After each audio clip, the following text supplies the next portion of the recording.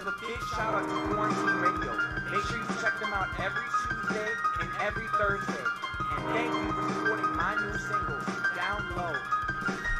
Yo, what up, world? It's your man, Marle from Detroit. You already know every Tuesday and every Thursday I'm tuned in to the hottest radio station across the land, Quarantine Radio. Sleep puts it down, and they play all the hottest music. Let's get it. I want to hear that new soul-free wisdom on Quarantine Radio. Yo, what's up, man? It's the Kid Swift.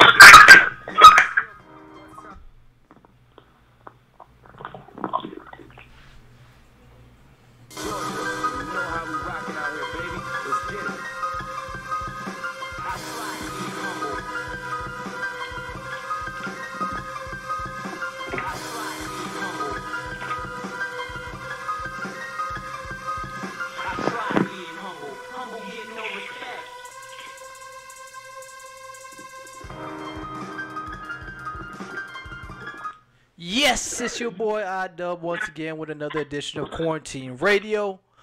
Alright, just to give y'all a little rundown of what's going on with Quarantine Radio and everything. Not really too much going on right now. As I stated before, I am selling tickets to the Dreamville Festival. Hit me up at info@quarantineenterprise.com. And I'll let you know exactly how you can obtain tickets and everything. Give you the rundown of the prices and everything. I know last time that I told y'all, I thought it was like, because I was thinking about other festivals, like it was 3-day festivals and everything. But this is a 1-day festival and everything. So you can hit me up at info@quarantineenterprise.com. The prices with the vendor that I'm working with is $10 off the regular price. So you if you go to the other websites and everything with the main website, just take $10 off of that, and that's what you will get with us if you actually buy the tickets through us and everything. I had a couple people already buy their tickets and everything. If they had an issue, they hit me up and I got it fixed and resolved. Tickets emailed to you as soon as possible. And like I said, if y'all have any issue, you just hit me up and I'll try to get that resolved for you. Other thing going on, the Gridiron Gang women's flag football team. If you're interested in playing women's flag football, just hit me up and I'll make sure I give you all the information. info@quarantineenterprise.com. Again, I'll give you all the information on how you can actually play with the Gridiron Gang this year and stuff like that. Our first game is on March 24th. I'm supposed to be getting the schedule. The full schedule Monday. We're supposed to be getting the schedule Monday to get the rundown of that. Our team is actually going to have a photographer, a videographer, and everything like that. So, yeah, you'll get a little bit of exposure and stuff like that. And this weekend we had like an exclusive interview with Brent Gatson.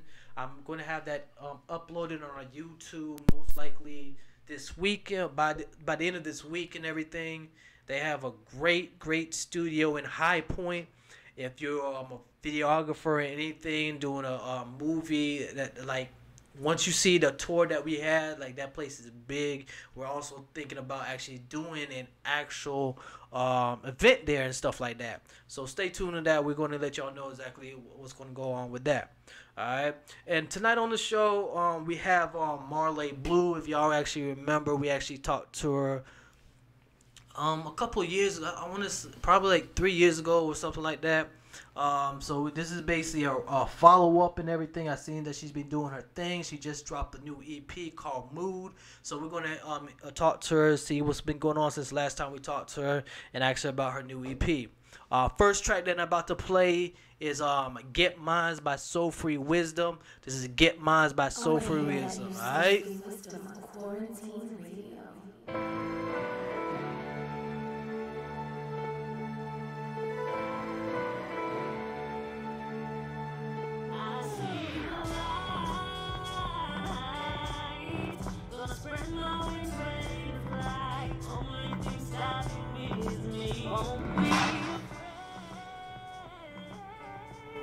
Gonna get it before it's too late. Got something the world should see. Gotta keep on pushing. Oh, with the light.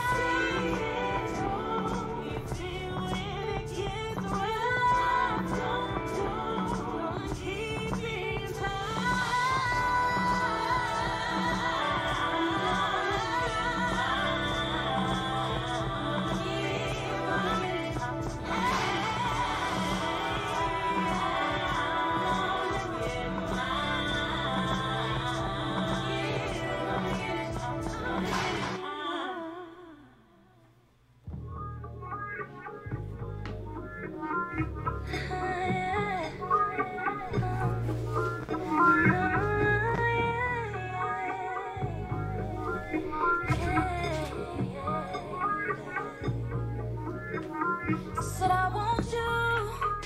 Oh, you wanna play the field, but tonight we play by my rules. And I ain't got time for no bullshit. So baby, you better shake up. I'ma have you swimming laps tonight. It'll be hard for you to wake up. Tell me where you been. Here we go again. Out with your friends, but never mind. Tryna get it in. So when you pull up, I'ma put it down. Keep your mouth shut, don't make a sound, and I'ma turn around and do that dance that you like. I know you like it, baby. I know you like it, baby. When I'm doing that dance that you like. I know we fuss and fight, but we'll be alright. 'Cause tonight I'ma do the little dance that you like. You better strap up tight for the ride of your life. When I do that little dance that you like. I know you like it, baby. I know you like it, baby. I know you like it, baby. I know you hate my attitude, but you want it. How deep can you sink in? Now let that sink in.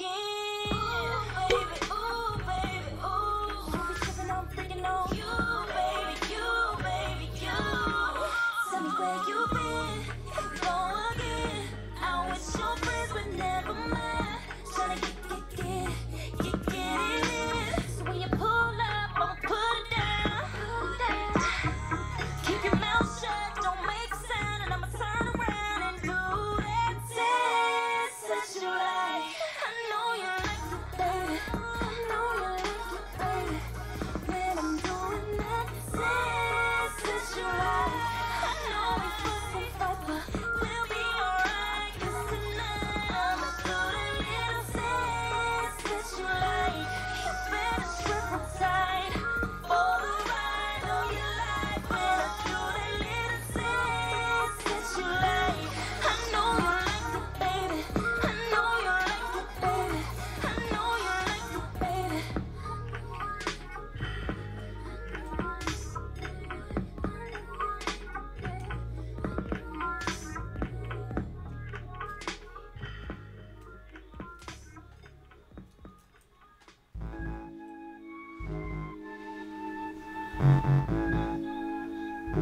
You gotta play it on your phone too. Gotta turn that. It was like, wait a minute, where that coming from? Facts. Yeah, you know how to act. Had a good girl right by your side, gave you all this, but you wanna go get that. I should go and friend for the get back. Never say a word, just chill, sit back. Look him in his eyes while I lick a six pack. And break off a little piece of Kit Kat. I could really hit you where it hurts, but I spared you. Thank God I ain't near you. I be thinking how bad your girls can compete, but they can't even compare. Crazy 'cause you really used to be my ace. Know how many wanna take your place? Bust it open, put it right there in they face. Revenge is sweet and they love had taste. I can't even trust ya, 'cause you learn to stutter. But just think, boy, gon' keep just up. Yeah, I don't need to trust ya. Yeah, I'm okay. You ain't even in my league. You could say them lies. You know I don't believe. Bye-bye. Nothing gon' change in my eyes. Boy, you all caps, nice try. Ain't nothing gon' change in my eyes. I don't need to stress in my life. Somebody real on my side. Somebody real by my side. Bye-bye. Facts. I just think that I wasted my time. I'm over here looking like $1,000,000 while you chasing a dime. Taking up space in my mind. Right in my face with the signs. But I ain't pay attention. I guess that love had me blind. All around town with this shit, that shit, making the mockery. Tell them look that I'm done with you. Tell that love quit stalking me. You made your bed, now you gotta sleep in it. You sow these bad seeds, and right now you reaping it. I can't even trust ya, cause you learned to stutter. But just in, boy, gon' get dust up. Yeah, I don't need to trust ya, yeah, I'm okay. You ain't even in my league. You could say them lies, but no, I don't believe. Bye-bye, nothing gon' change in my eyes. Boy, you all caps, nice try. Ain't nothing gon' change in my eyes. I don't need to stress in my life. Is somebody real by my side? Is somebody real by my side? Bye-bye. I can't even trust ya, cause you learned to stutter. But just in, boy, gon' get dust up. Yeah, I don't need to trust ya, yeah, I'm okay. You ain't even in my league. You could say them lies, but no, I don't believe. Bye-bye, nothing gon' change in my eyes. Boy, you all caps, nice try. Ain't nothing gon' change in my eyes. I don't need to stress in my life. Is somebody real by my side? Is somebody real by my side? Bye-bye.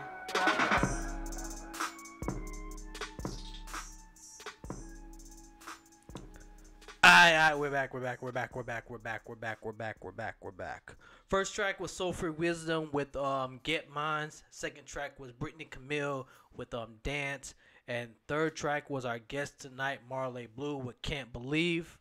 Marle Blue.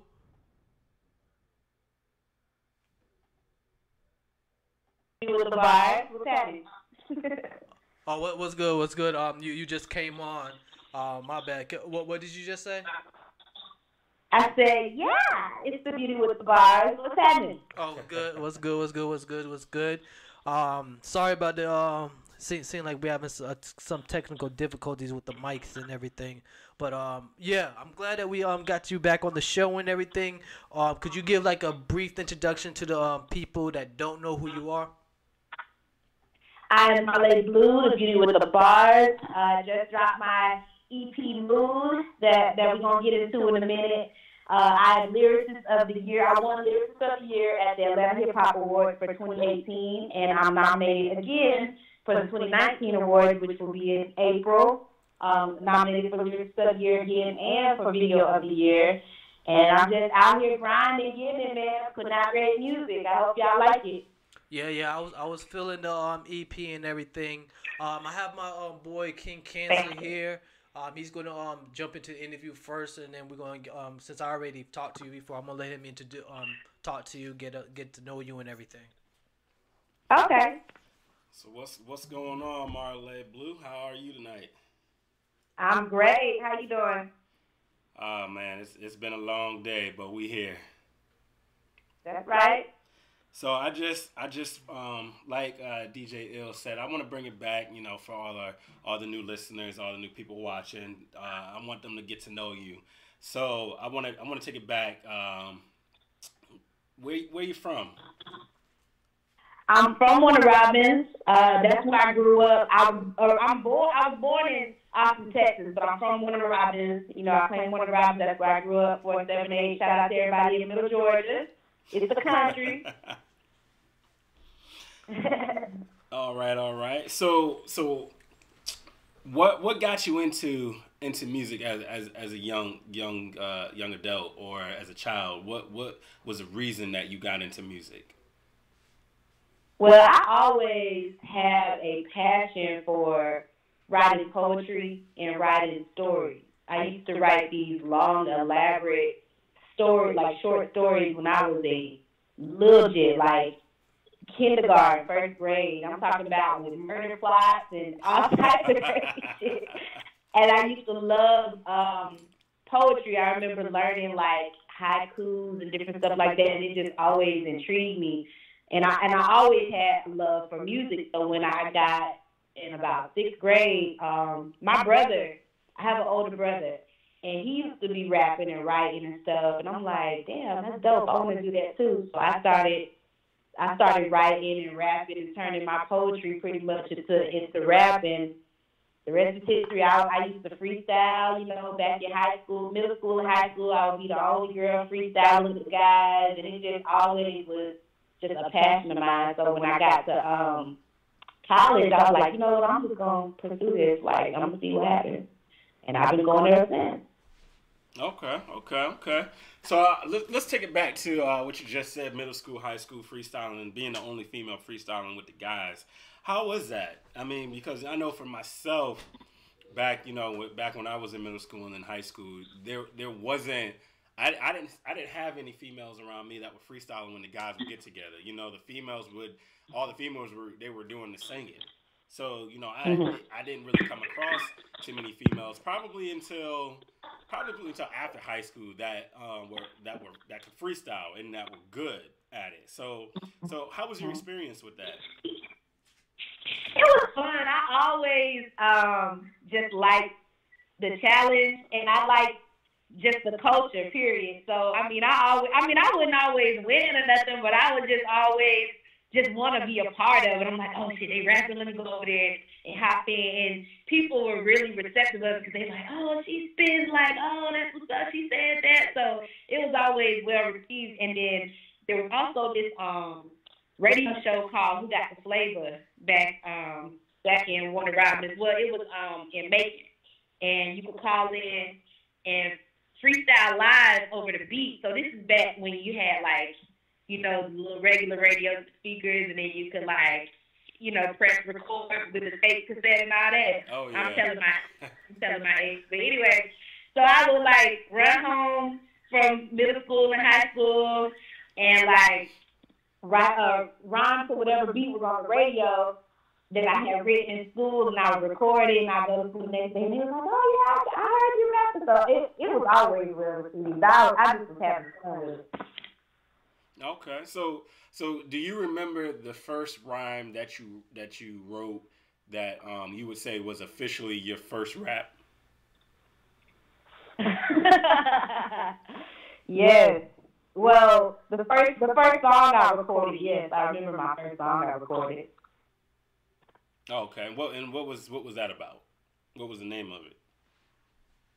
Dang, I don't remember the name. I just remember like the beat. Really, I don't even remember the hook like that. I just remember the beat because somebody I told I wanted to get into music had shot me a beat, and I recorded it and I put it on my MySpace page. And I don't think it was much with it because they was like, oh yeah, the producer said take it down.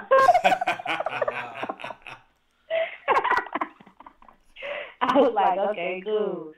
But yeah, I don't even remember the song. But I do remember the beat was by Get Cool. It was by Get Cool. So they probably were like taking it down. And I bet that was back when MySpace was popping too. Hell yeah. Okay. So you said now you were in college when you decided that you were going to pursue it full time. So did you end up, you know, completing college, 2 years, 4 years, and then do it, or were you just like, you know what, I'm just gonna go ahead and just leave now and just focus on the music? No, I actually graduated from college from Georgia State University. Okay. So what'd you get your degree in? In sociology. Oh, okay. So sociology. Okay. So if you weren't doing music now with your degree, what do you think you would be doing? I wouldn't be doing nothing with that degree. If I was doing music, I would be doing music. If I wasn't doing music, I would be doing voiceovers, and I do that actually. I do voiceovers on I don't know if y'all heard of the cartoon The Roach Motel. Yeah, I was gonna get into that too. Yeah. So it would be entertaining. It would be entertainment. That's who I am. I'm an entertainer. I always have been since I was little. I had to get stitches in my lip because I was 3 years old dancing for my neighbors, and I rocked a little bit too hard and fell down and busted my lip. So I've always been an entertainer. Okay. So does music now? You say your brother was he did some rapping back in the day too. So has music been something that's just been like flowing throughout your family over the years, or was it just something that you and your brother happened to pick up? I know that my parents love music. My dad claimed he used to make beats, but I think he was just probably beating on the tables in school with the pencils and shit. He ain't make no beats. My dad crazy. But we love music, and as far as it flowing through the family, my brother is the first person that I know of in the family that, actually was doing music at one point. And he's dope too. His name is Jermaine. Okay. He don't rap anymore, but when he was, I was his biggest fan. Okay.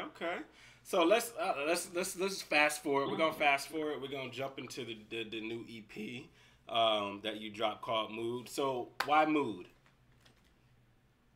Well, I was debating on a name for the longest because I'm like, hey, what can summarize all these songs? You know what I'm saying? Because there's like there's different vibes. So I was thinking vibe at first. So I was like, nah, Mood, because every song is like a mood, that I was in, and that people can relate to. Like every song will fit someone through. There's turn up records on there. There's slow, sexy records on there. There's pocket shit records. So it's just a whole mood. So that's what I rock with.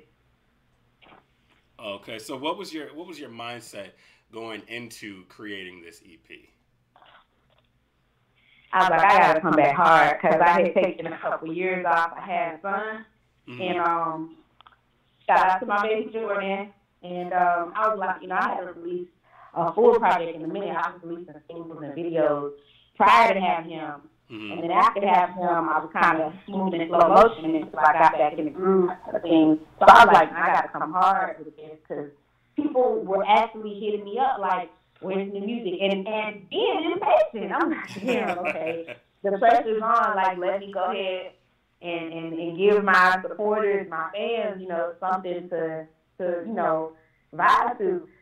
So I was just thinking, like, the whole time I was recording, like, this shit needs to be right. It needs to be dope. And that's exactly what it is. I'm thankful. Okay. So what would you say was your favorite track that's on this EP? I like One More Chance. That's my favorite track. That features Brittany Camille. I heard y'all playing her record earlier. It's just something so powerful about that record. It's a personal song too. And then when she came to get her thing on it, like it just made it that much doper. And I love it. DJ Iceberg produced it. Shout out DJ Iceberg. We actually went to Georgia State together. So that's how I know him, and he's DJ at 107.9 as well. But I just love that whole vibe. It's a feel good song.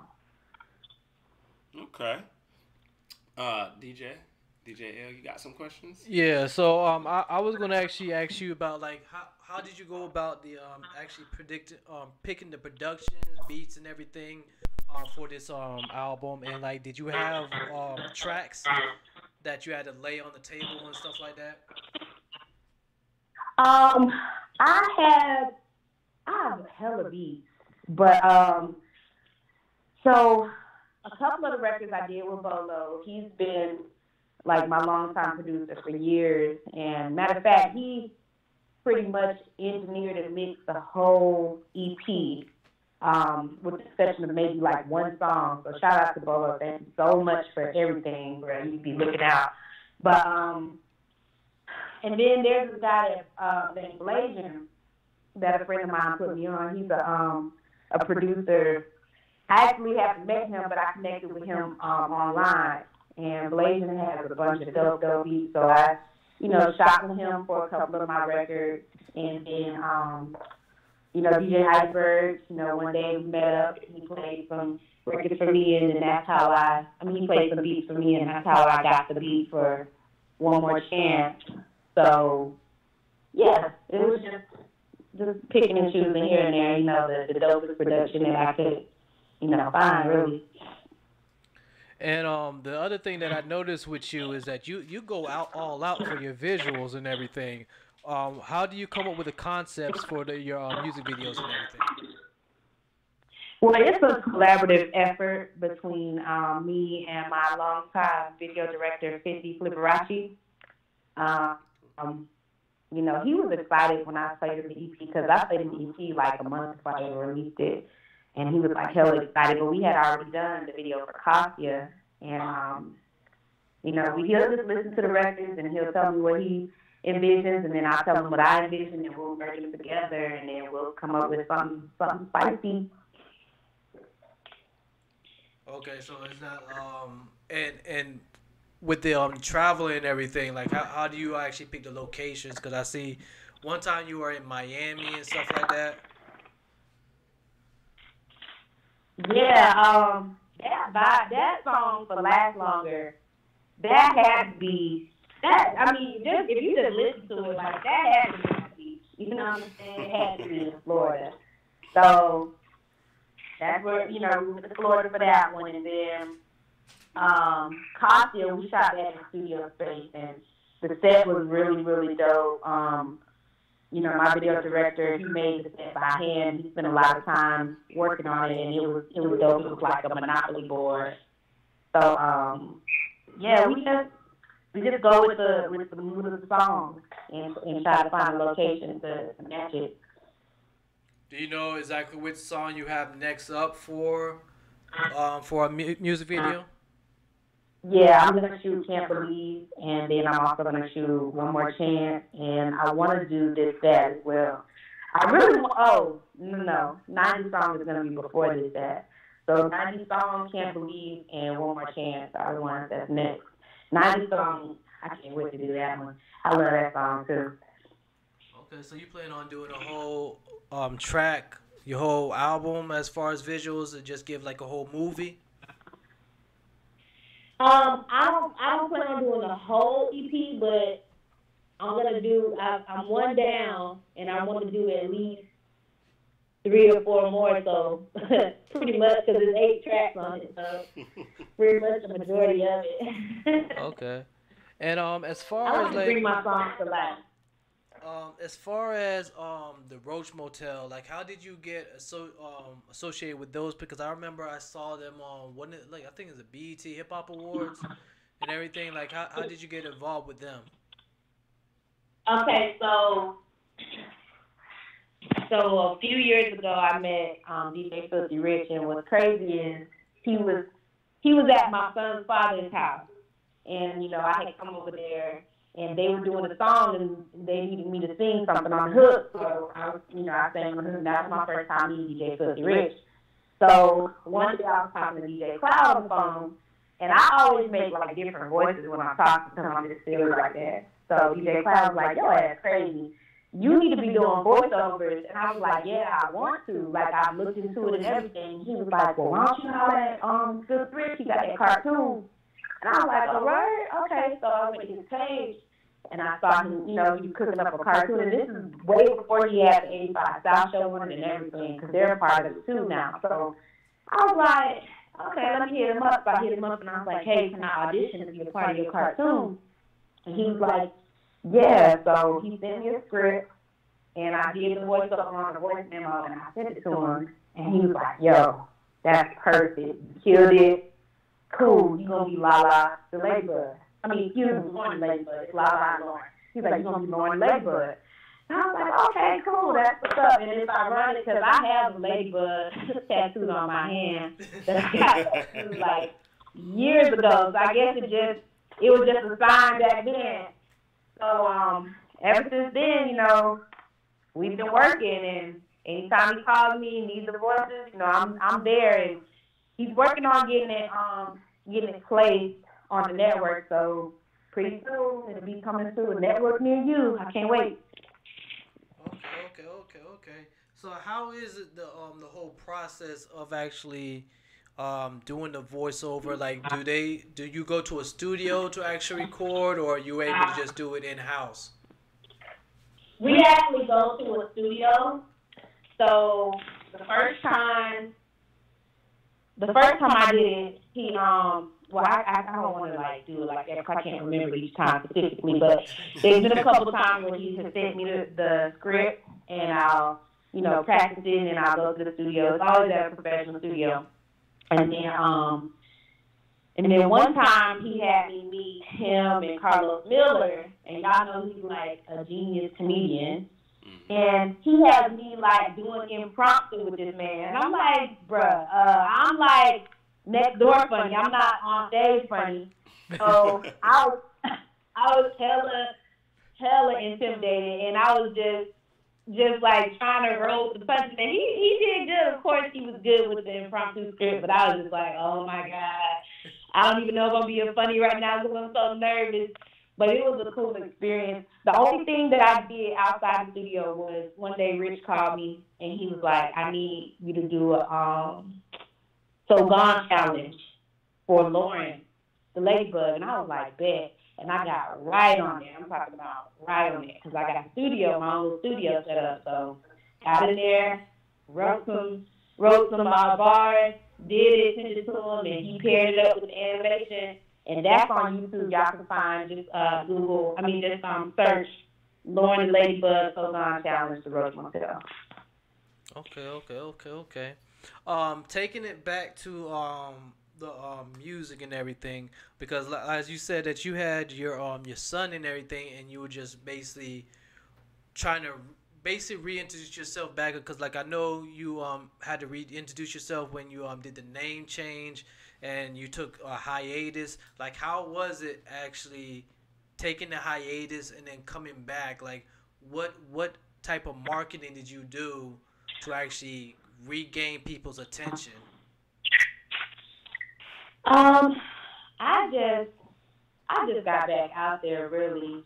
It was a hard transition because I had gone through a lot in that whole situation. Like, and at first when I got pregnant, I was like, okay, so this is a life-changing experience, and I didn't know how easy or how hard it was gonna be going forward trying to pursue my music, because I was like, okay, I know children are not cheap, so my money's going to be going to my child, and am I going to have enough to still be trying to pursue my music, and am I going to have the time, and this and this. So I had all these concerns.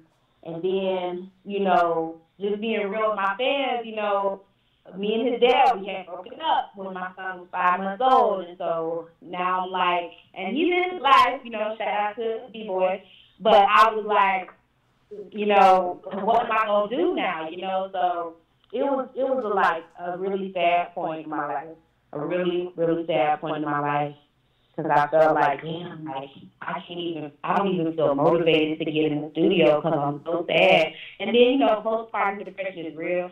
I don't know if that's really what I was experiencing, or if it was just, the backlash, not the backlash, but the result of me and his dad breaking up. I don't know, but it took me a minute to get back in there and record. And I had my studio and everything at that point, but I just could not get in there. Like, I was dealing with extreme writer's block, and that was making me sad. I'm like, damn, like, you love music. This shit is right here. Get your ass in there. I had to talk myself back in there. But once I got back in there, it was like on go nonstop and I just started dropping stuff, and people just embraced me back. Nobody really questioned it, That's what's up. So, did you have any people, like any other people that motivated you, friends, family, or was it just all self pushing yourself? Nah, my mom played a big role. She's like, she would come and get my son. She's like, Tiffany, go in there and record. She called me Tiffany. Go in there and record, and I'd be like, all right, I'm going to go in there, and I just did it more and more. So shout out to my mom. Thank you for supporting me. But of course, it was my fans too, because people were asking where the music was, and I'm like, damn, eventually people going to stop asking, so I need to give them something, but they lose interest. Hell. Yeah, that's crazy, cause especially like in this social media era, cause like I remember like Neo was doing an interview, and he was like he dropped an album like a year or two ago, and he started seeing people on social media talking about, yeah, what happened to Neo? Like, he didn't just drop a project and everything. But yeah, that's how a lot of in the social media, like it's very very fast paced. People tend to like forget people or where are they now, and they just dropped a project probably like 2 or 3 months ago. It's just crazy the Right. way that it is now. Um, as Mhm. far as like how do you feel about the way the streaming platforms now versus when you first dropped was dropping your music and everything, like how helpful was that?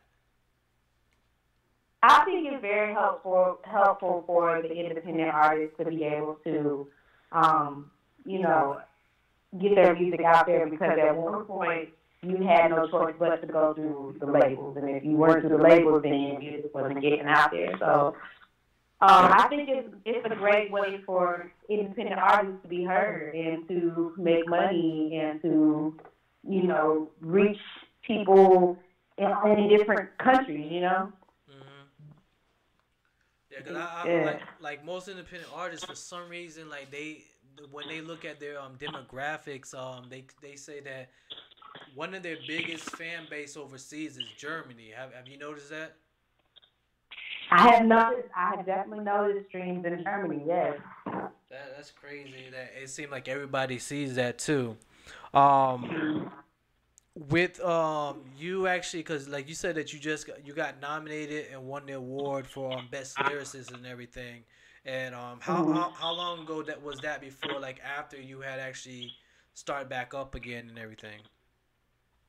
Well, it was matter of fact, it wasn't too long after I had started putting stuff back out, and I was like, Atlanta Hip Hop Awards, like, how these people find me, you know what I'm saying? I'm like, how do I was nominated. I'm like, oh, this is what's up.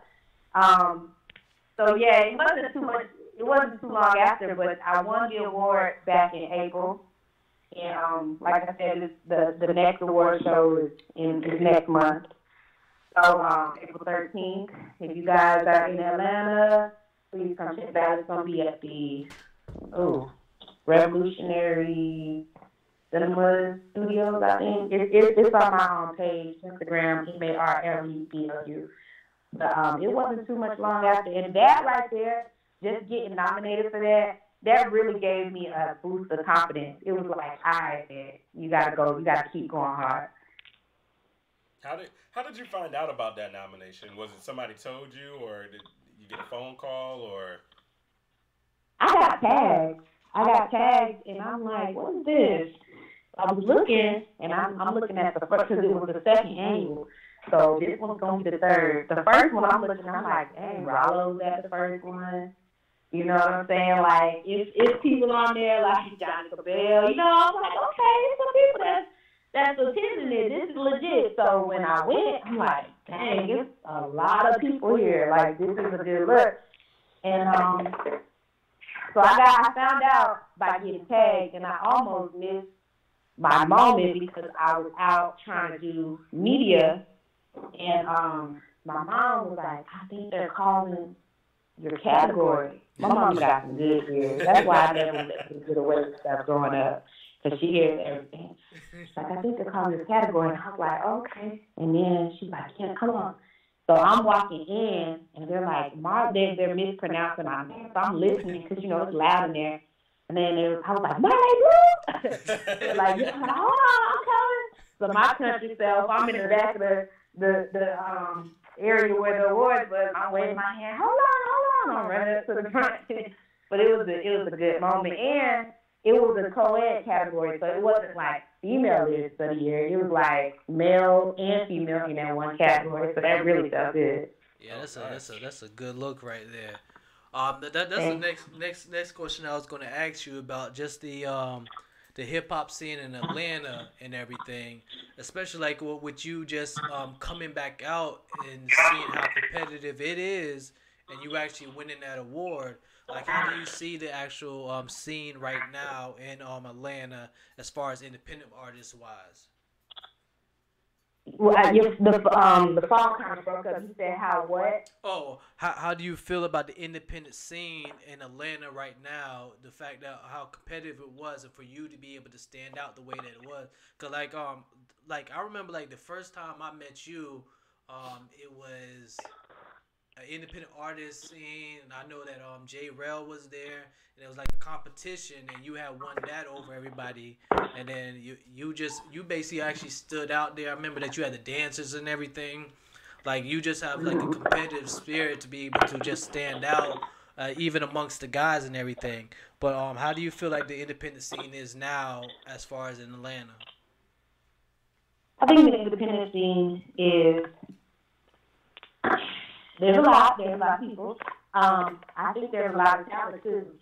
There's a whole lot of talent here, so it's a good look for Atlanta. You know, we pretty much cultivate the taste of the industry to a certain extent. So I think there's a lot of great talent. I personally sometimes I be feeling like, you know, I'm getting lost in the sauce, but I know it's with time. Everybody's time comes at a certain time, you know. But I just like, man, you know, I'm winning this, winning that. Like I want my moment to pop too, you know. But so sometimes like I feel like I'm waiting in this long ass line of people, you know, trying to wait till my order is ready. But yeah, I think it's a great look. Atlanta has a lot of talented people, and everyone's doing a good job. And I seen that you have like a couple mentors and everything, because I've seen you like in the studio with like Bone Crusher and everything. Like how is that just to be mentored by some of these big name acts? And I believe that because I know that when I talked to you, you were supposed to be on the Super Bowl Live Verizon concert that I was at taking pictures and everything. But yeah, it seemed like you have a lot of connections and stuff. Yeah, that's crazy. Yeah, it seems that way, doesn't it? I do. You know, I know some people. You know, I don't like to really like name drop or anything like that. But yeah, it feels good to you know certain people and get their advice and their expertise and stuff like that. So that's a blessing. Did that help you actually mold your craft and everything, as far as just hearing getting criticism from them and everything? Absolutely. I remember one time I was in the studio, matter of fact, since you mentioned Bone Crusher, I was in the studio with him, and I played him like several records, and these aren't records for some EP. This was a while ago. And he was like, I don't like that, man.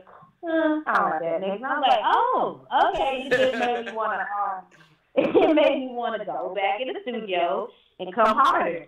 But you know what? It's all a matter of opinion at the end of the day. But that type of stuff, constructive criticism, I never take that in the proper way, because you need that. You don't need a bunch of yes men around you telling you that, you know, your crap. You know, sometimes you might not make a song that sounds good. It might be crap. And you don't need people telling you, oh, that's fine. Like, you don't need a bunch of yes men around. You need people who are going to keep it real, because that's going to help you get better. Yeah. True. Because like, I believe that's what hurts a lot of people, is that they drop stuff, and then like because their people weren't honest with them, it kind of flops and everything. Yeah, exactly. And they don't truly like develop their craft or anything. Exactly. You gotta know. You gotta be, and then you gotta be honest with yourself too. Like, just with me growing in my craft, like there have been things when I listen to my older songs, even at the time I was making those songs, I knew what I had to work on, and I worked on it, and it helped me get better. You know, even now, like there's things, you know, I'm not gonna say what they are, but I don't want the world to know. You don't tell people so they can't be your kryptonite or nothing, but you know, it's just like you know areas you can improve, and you have to constantly keep evolving, or it's gonna remain stagnant. Nobody knows it all. Nobody's perfect, so you gotta be open to, you know, hearing what people gotta say. True. So, what would you say is your biggest inspiration when coming to your music? Now my son is well, he's my motivation. Now, are you talking about inspiration in terms of like other artists? Well, we can go that way as well as just maybe something, maybe everyday life, something you know, something that maybe even as an earlier artist in your career that was just an inspiration to you? Okay. Well,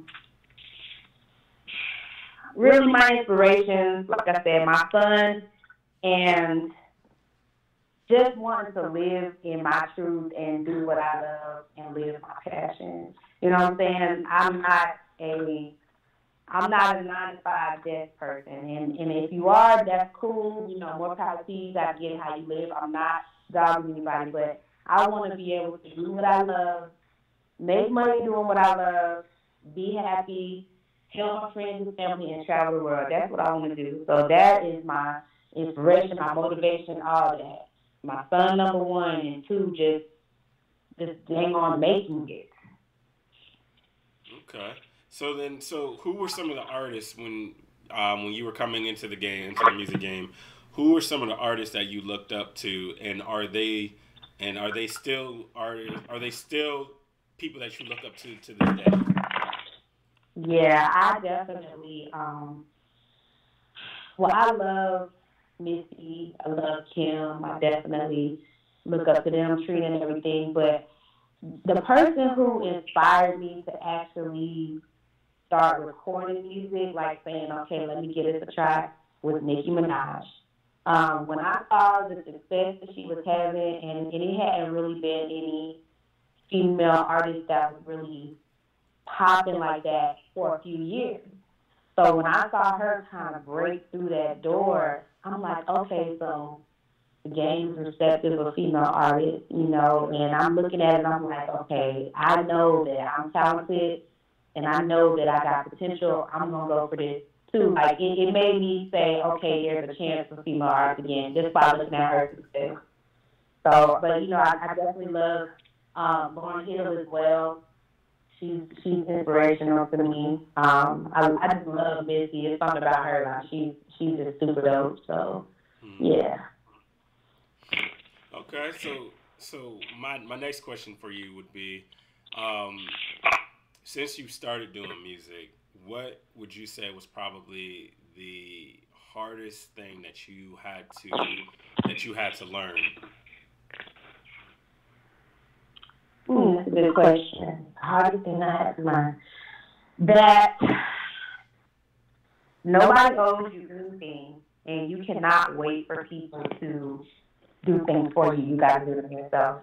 Now, I do feel like having a team is very important, and I have really been diligently working on, you know, building up a team, and thankfully, the people that I've reached out to, they're good people, or the people that have reached out to me, they're good people, and they're actually excited about helping me. So I'm still in the process of building up a team because teams win championships, not individual players. But just knowing that you can't sit on your behind and think that it's going to come to you, like you gotta get out and get it. You gotta really go hard, and also that every guy that's smiling in your face, somebody want to help you, they're not always trying to help you. A lot of times they have ulterior motives, especially being a female, you know, being a pretty female. So it's just like you have to, sometimes it's hard lessons in that too. It's like, dang, I thought that person was going to do this, or I thought they was going to, you know, really try to help you, and all they want to do is, you know what, so that's a hard lesson in itself. Okay, so what were some of the bigger hurdles, as well, coming into music that you had to get over? The biggest hurdle. I don't know. I don't know. I think right now I'm experiencing one. To be just being real. It's having the finances to really get out there and do what you want to do and how you want to do it. It takes, the game now is a money game. It's not a talent game. It's a money game. It's a grind game too, but it's a money game. And if you ain't got the money to play, I mean, if you got to pay to play. If you ain't got the money, then you can't really do as much, you know. So I'm grinding my tail off, you know what I'm saying? And I definitely I do what I can, and I be praying for investors and things like that, but just not having the money to, whereas like maybe a dope boy might have money to go straight to radio with something, or go this route, or maybe a stripper might have that money to go straight to it, you know, like, you know, I'm working 9 to 5, you know what I'm saying? So I don't have that type of quick, big money like that. So that's definitely a hurdle, and it's frustrating. Mm-hmm. But from what I hear though, I'm pretty sure that you're gonna cross that hurdle pretty soon, because the stuff, the music, the tracks that I've heard they've been really, really good. Thank you. I appreciate it. And you know what, Trey? I really appreciate that and accept that, because it's been so many people telling me lately, like, I guess the universe is telling other people too, like, everybody's telling me, like, you got to make it soon. Like, you got to make it soon. I mean, people will just message me like that, and I be needing that on a daily basis, like, or every couple of days I be needing that. People don't even know just how much that means to me, because that right there, like, it really, really inspired me, and it makes me happy to see that other people can see it and feel it too, you know? Oh yeah, like earlier today, I was listening to, and I wanted to ask you about your freestyles that these two that I was listening to, the Middle Child freestyle and the Mobamba freestyle. Mm-hmm. So what made you want to what made you want to do those freestyles? Well, when I do my freestyles, I be trying to think of, like, you know, what's hot right now, what's decent hot right now, Mm-hmm. and which ones that I like, and which ones that really like make me want to rap, you know. And when I heard that Middle Child beat, I was like, oh, woo, okay, this beat is hard as hell. Yeah, I gotta hop on it. And the Mobamba beat too, like, that's hard too. So I was like, let me spit something real quick for.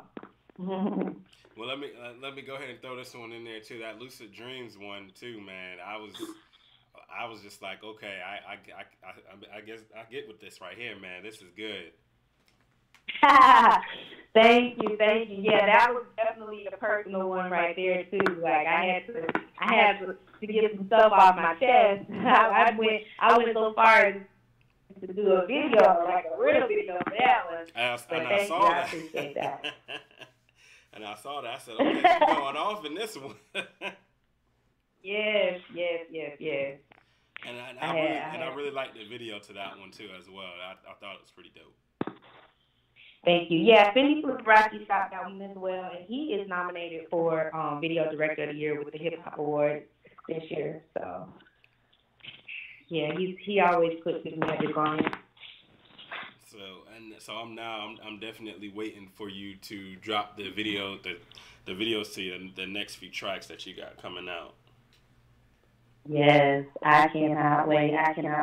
So we were supposed to shoot this past Sunday and the Sunday before, but we had some roadblocks. So I'm supposed to be shooting. Can't believe this Sunday is coming up. So we're gonna knock that one out and then move on and just keep releasing. Okay. Can you go over like the concept of the videos, or are you gonna keep that a secret? No, I'm not going over nothing, y'all. Okay. We can't even get a sneak peek. Y'all can listen to the song online and picture how you might see it. How about that? Okay.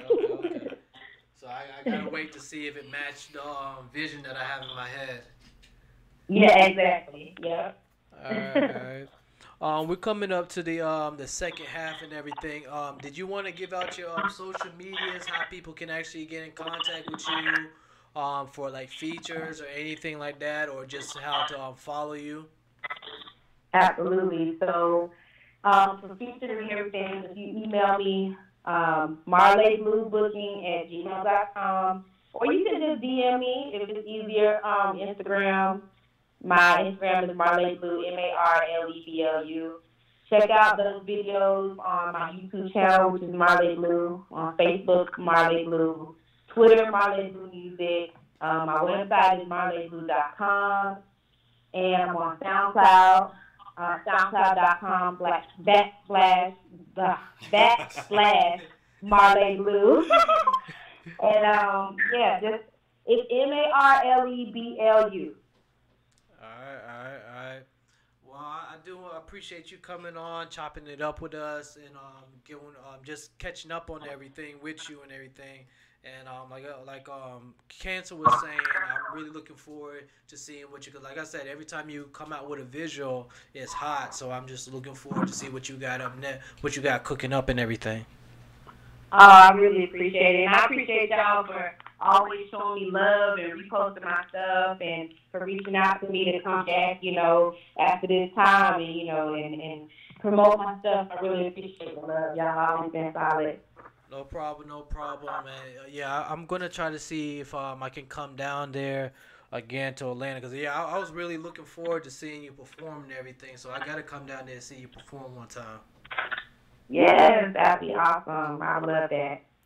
Yeah, let us know when you got a performance coming up, so we can make that trip to come down there.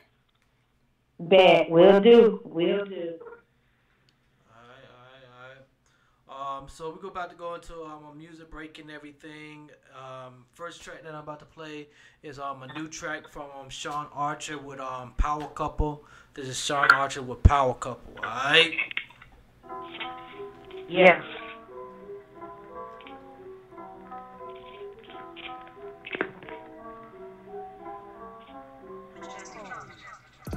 Let me see you twerk like it's your birthday. Contest you in first place. Let me see you twerk like it's your birthday.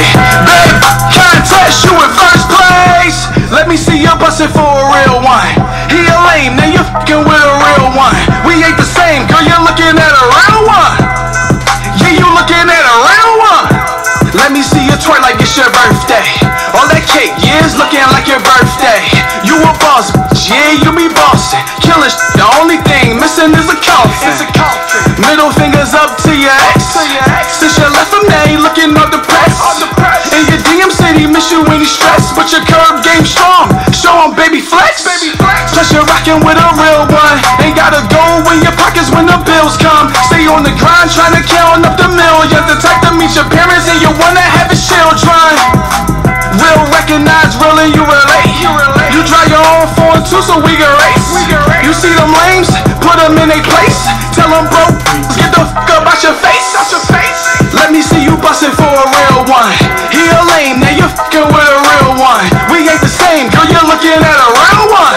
Boss up, baby, we gon' get these millions. Hair done, nails done, everything did. Got your own job and you got your own crib. Drive your own car, pay your own bills. What's missing? That's a go who real. Let's make a power couple. Where Arch in the club is gonna be right. Where Arch in the club is gonna be poppin'. Where Arch take your bitch, you ain't gon' stop him. Philly, I'ma beat that p***y up in her house.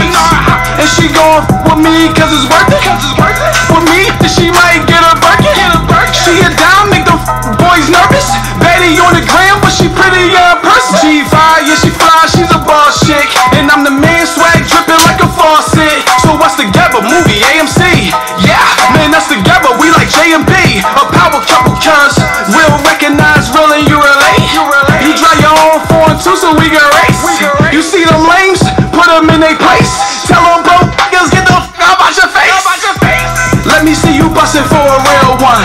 He a lame, now you fucking with a real one. We ain't the same, girl, you're looking at a real one. Boss up, baby, we gon' get these millions. Hair done, nails done, everything did. Got your own job and you got your own crib. Drive your own car, pay your own bills. What's missing? That's a go who real. Let's make a power couple. Let me see you twerk like it's your birthday. Bad bitch contest, you in first place. Let me see you twerk like it's your birthday. Bad bitch contest, you in first place. Let me see you bustin' for he a lame, man, you fuckin' with her. We ain't the same, girl, you're looking at a real one. Yeah, you looking at a real one. Street knowledge entertainment, baby. baby.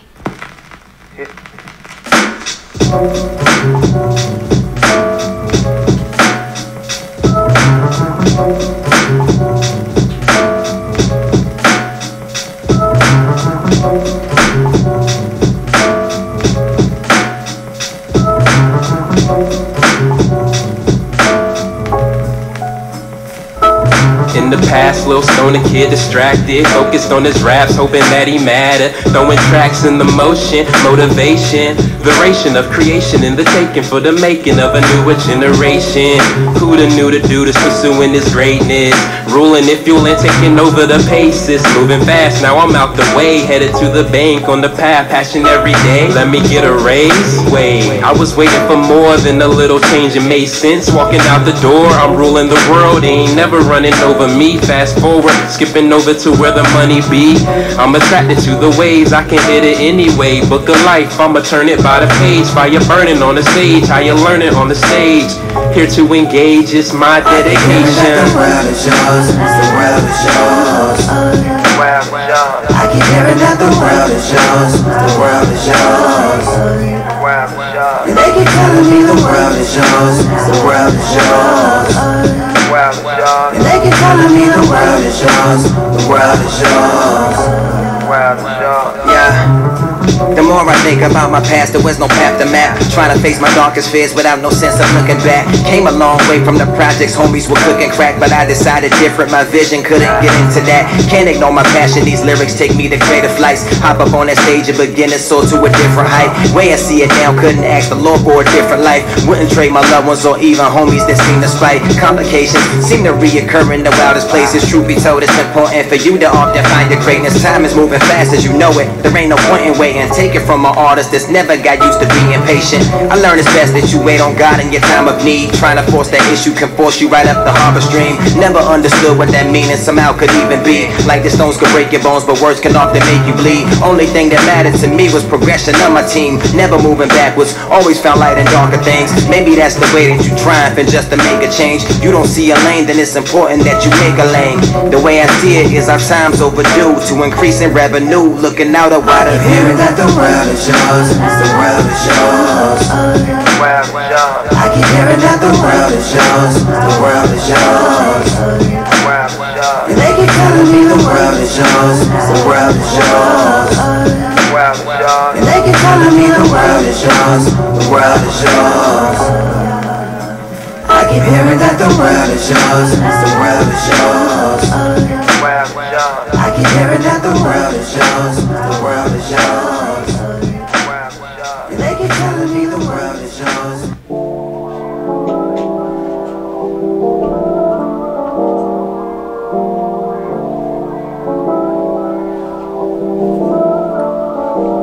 Back 93, smoking 93, 1993, 93, smoking 93, 1993. Hey, I've been out here since the crack of dawn. Word is bond when they tell you that you don't belong. You prove them wrong, blowing strong. Snake in the grass, I mow the lawn. Swear they got it going on, looking first down. On the block, pitch, like work. Right hand start to itch. All night, with that, get the switch. Lord, no, I just wanna be rich. Okay, ducking and dodging and weaving and bouncing, cause I've been in love with the game. I get it poppin', the people be rocking, you should stay in your lane. I've been out just since the break of day, trying to make a way, trying to make a play. I'm hungry, I should make a play. 93, smoking 93, 93, 1993, 93, smoking 93, 1993. Whole rap game Gonzo, whole jump game Rondo. They rap easy, okay. Doing a bad breezy. Made that think you crazy. Nah, I only hit it twice. Let that think it's gravy. Until I have a good life. Whole time on pronto. Right hand man Tonto. Left hand man queso. Cause I say so. I'm trying to go to Japan. I'm trying to do it for all of my fans. I'm trying to get all this on demand. This is a brand. Say my name when you see it. Say my name like you know it. Time for the real. Middle finger to the court.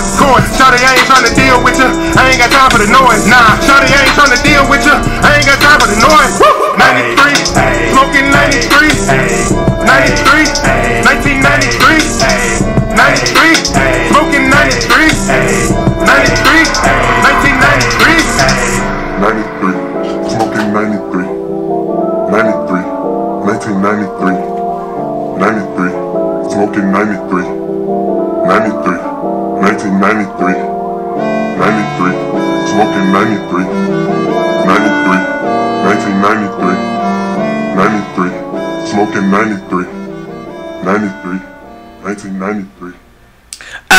back.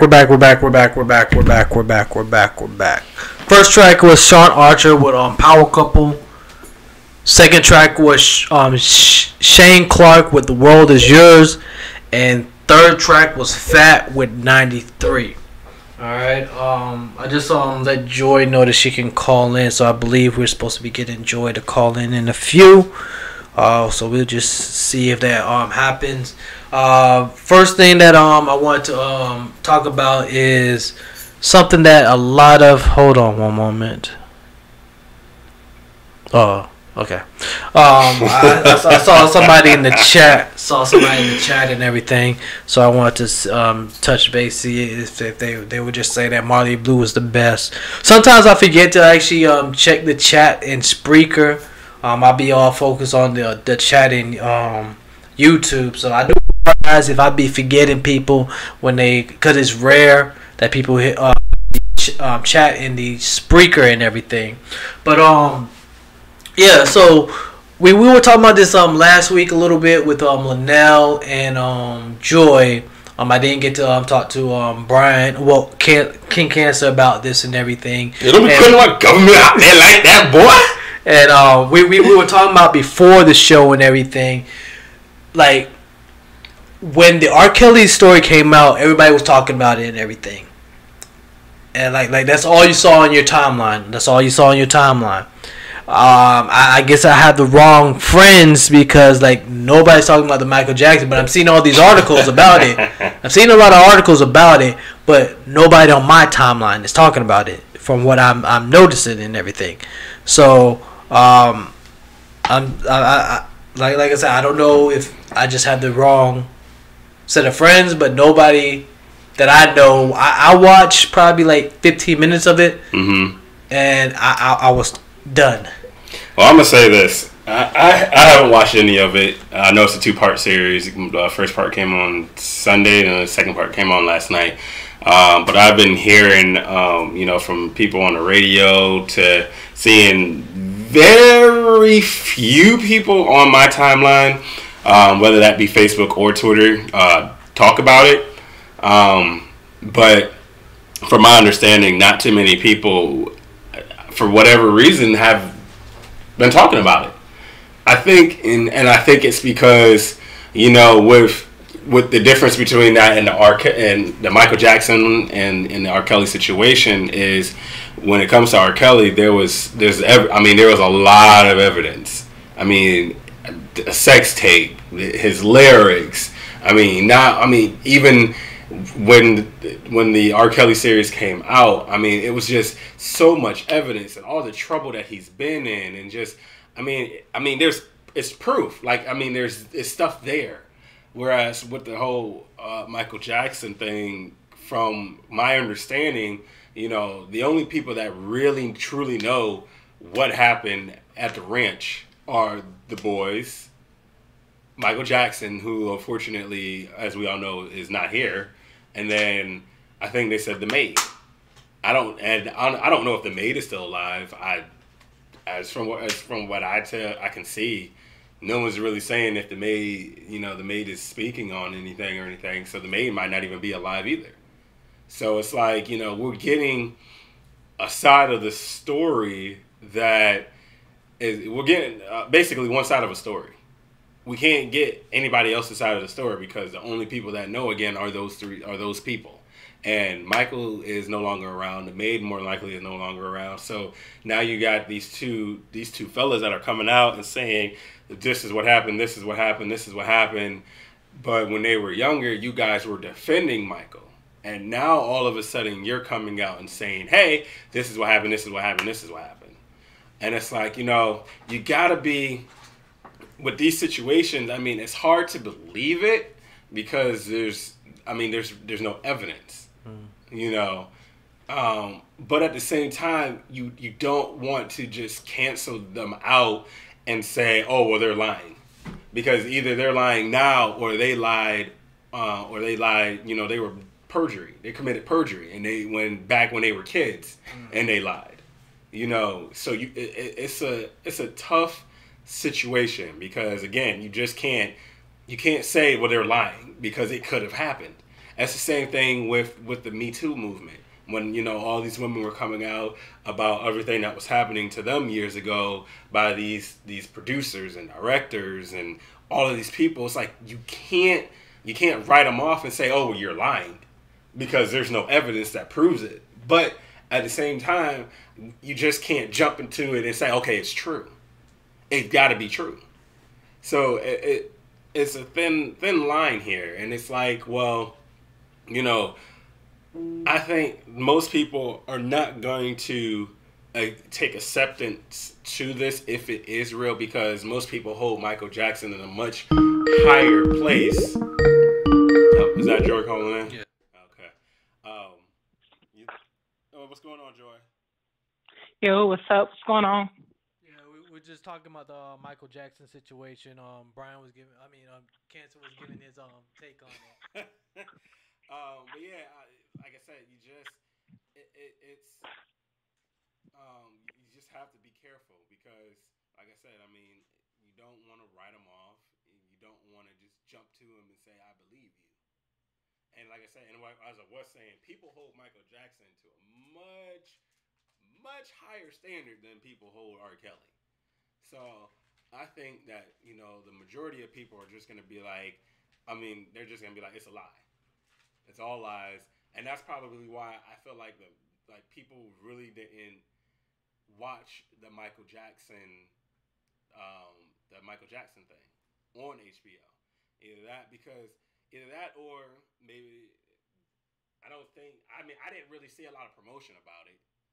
So that could be another reason why a lot of people maybe didn't watch it, because I didn't see a lot of promotion about it. I didn't hear a lot of promotion about it on the radio. I didn't see a lot of it on TV. But when the R. Kelly one came out, I heard more promotion about that, even though it wasn't too much more. I heard more promotion about that than I did hear about the Michael Jackson one. But again, like I said, people hold Michael Jackson to a higher standard. So I don't think people are just going to be like, okay, we're going to cancel Michael Jackson like they did with R. Kelly.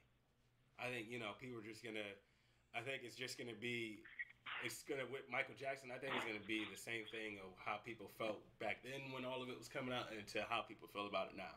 Either they're going to believe it or they're not. Whereas with R. Kelly, it's just like, we all know you did it, so we're going to cancel you. So. Well, they did say that some radio stations are no longer playing Michael Jackson, and then like they also were talking about some of the jurors from back then, like they went out of the decision room thinking that he was guilty, and like they regretted having to vote not guilty. Like I think there was a couple of jurors back then. They were like, "Yeah, we never believed that he wasn't guilty." And, so they coming out now saying that they said they believe everything in the leaving Neverland. See, again, I'm just like I said. I mean, it's an unfair battle because we don't get Michael's side of the story because he's no longer here.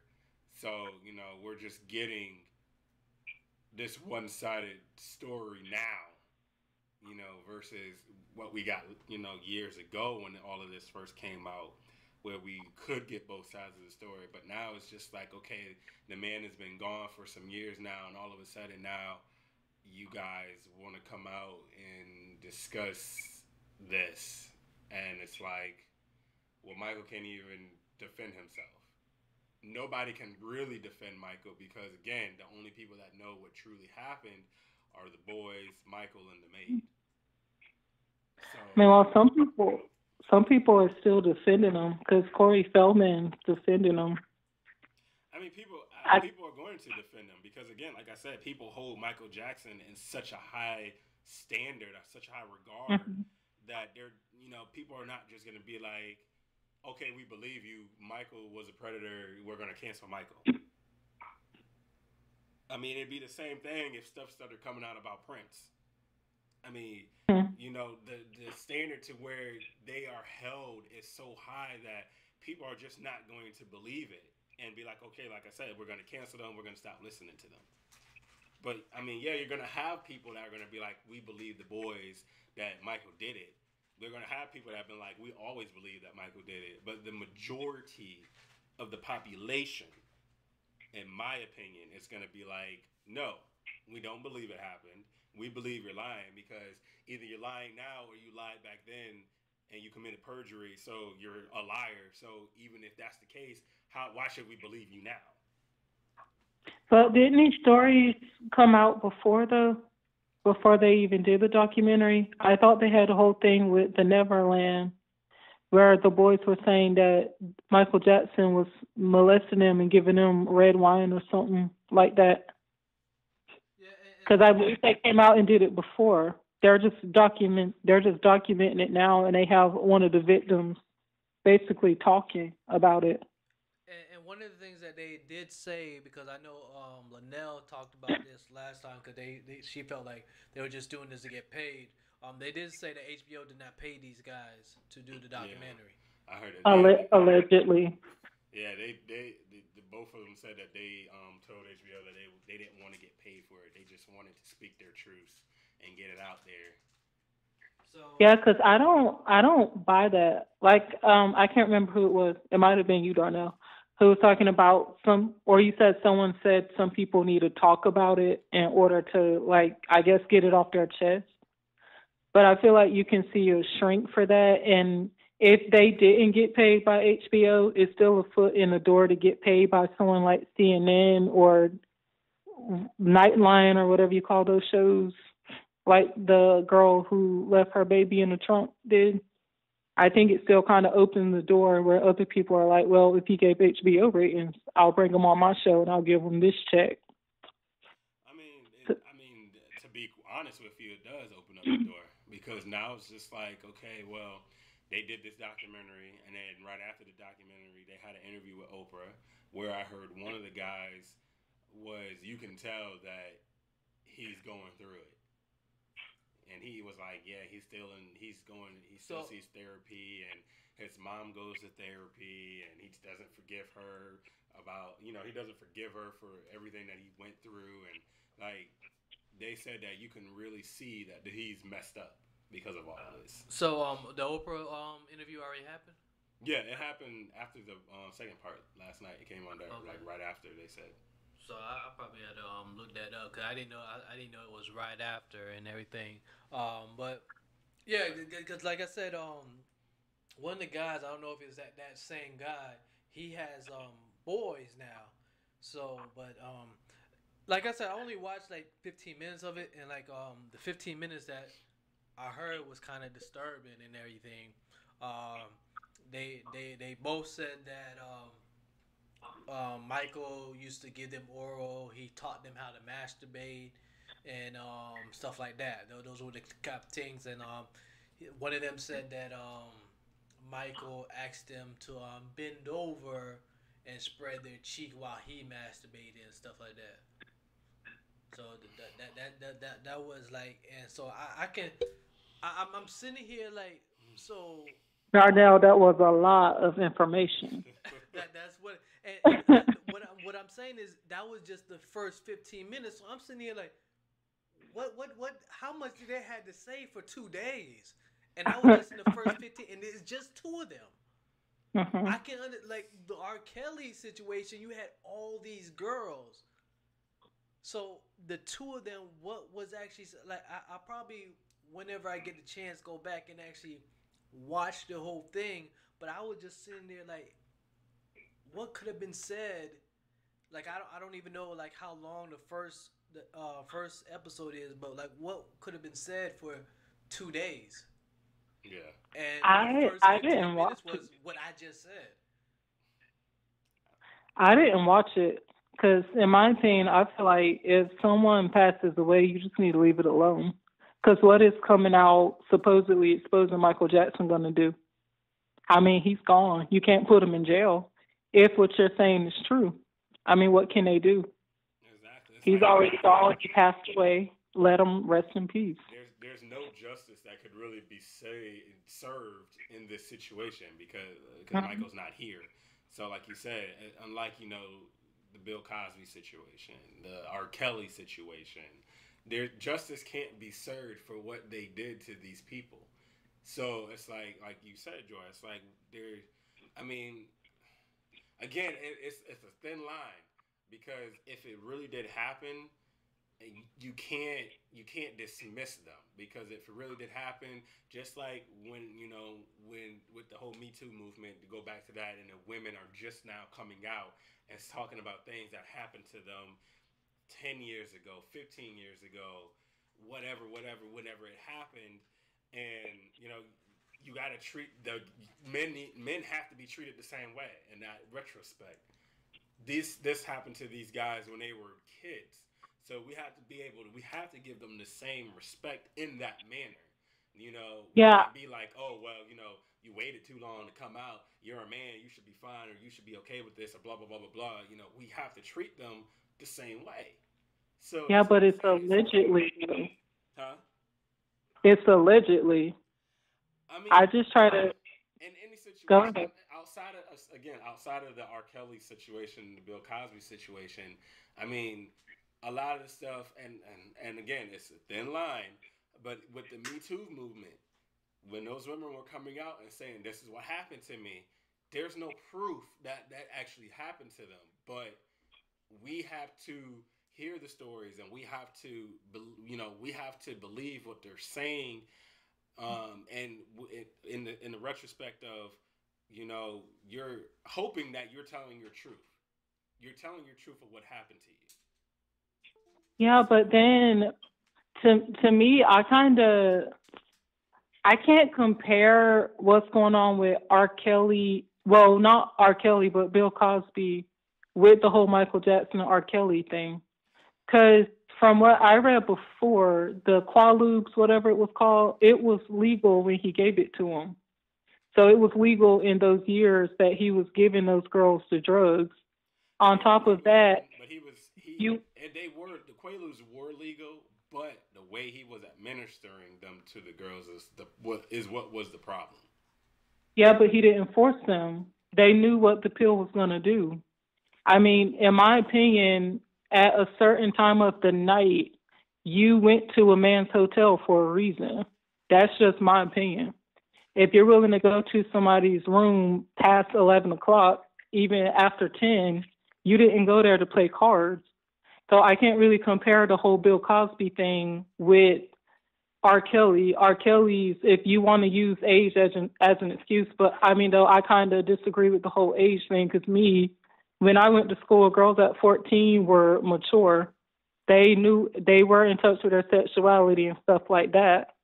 So I can't really judge the whole R. Kelly thing. I'm not saying all of them are that way, but Bill Cosby just seemed like a lot of girls who knew who he was, and they were going to go do whatever as long as they got gigs or whatever.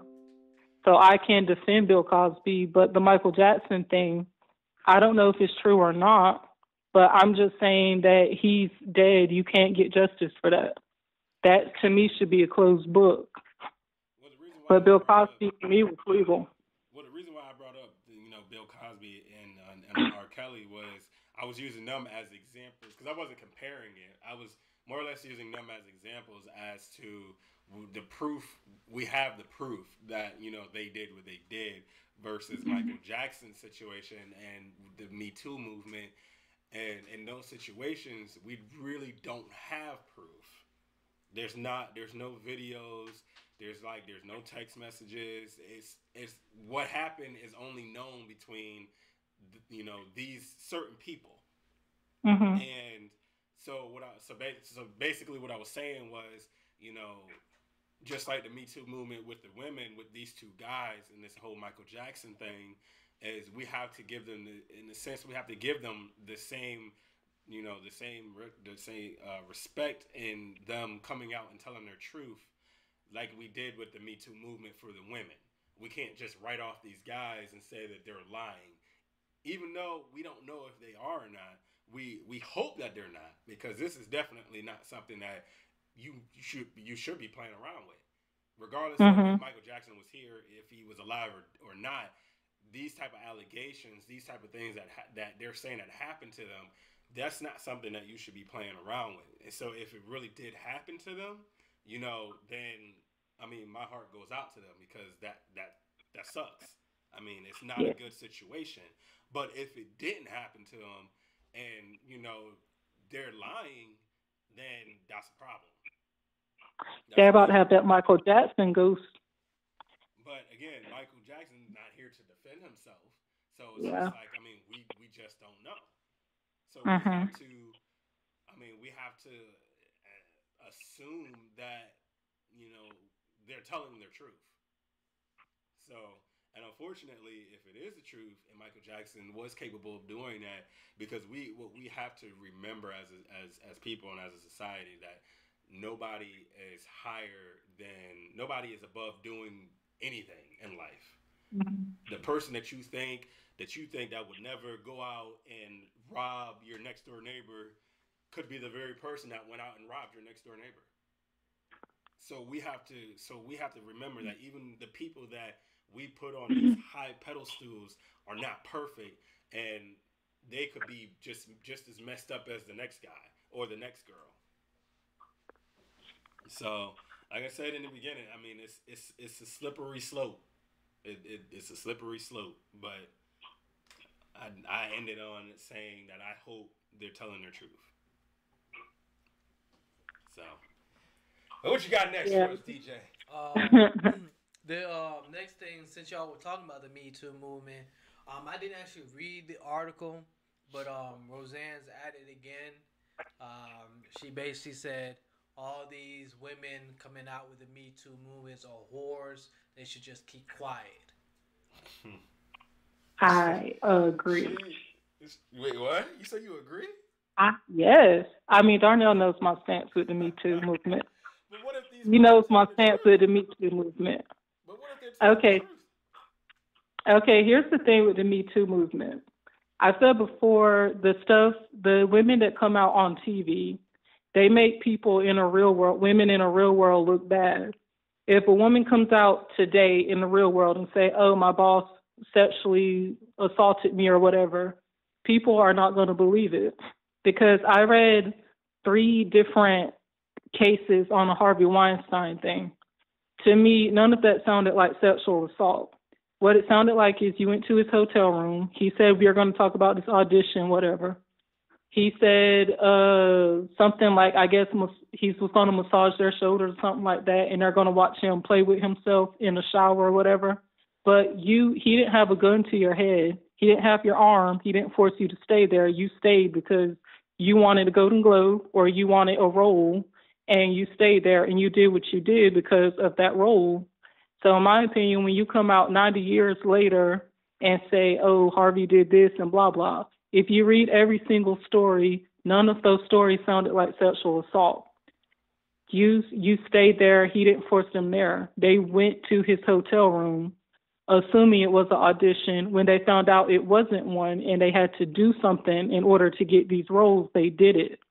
So he is 2 adults, the same thing with the Bobby Kraft situation. This is 2 consenting adults who decide to do whatever do a favor to get something in return. And when I see girls like Christina Aguilera or Britney Spears and Beyonce, where they're trying to say female empowerment, to me, and I think Ariana Grande did something where she had on some kind of bathing suit or something. She was opening her legs saying, it doesn't mean I asked for it or something retarded like that. But these female celebrities, they're just really making women in a real world look terrible because it's a ridiculous feminist movement because it makes no sense. We're not looking for equality. We're looking for a higher percentage over the man because none of this sounds like equality to me.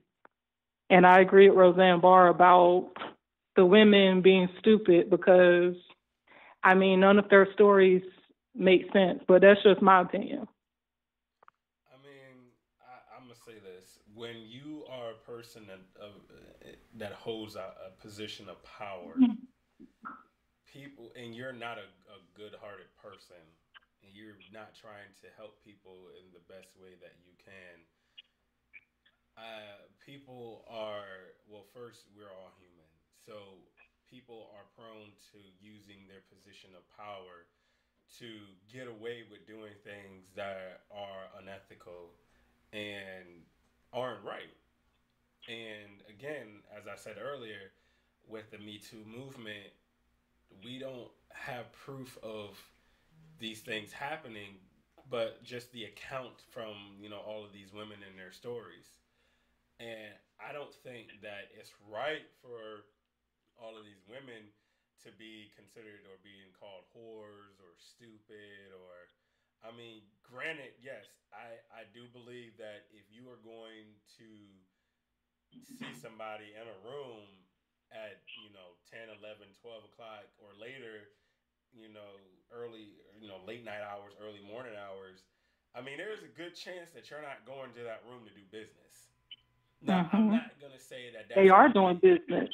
I'm not going to say that that's going to be everybody. I mean, because what if, you really are going to meet an executive and, but maybe they just had a long day and they're just leaving from a film movie set and that's the only time that they have to meet with you. I mean, there's plenty. I've heard stories where there's plenty of times where, yeah, some business meetings, they do happen that late because somebody was either recording or, being filming or whatever the case is.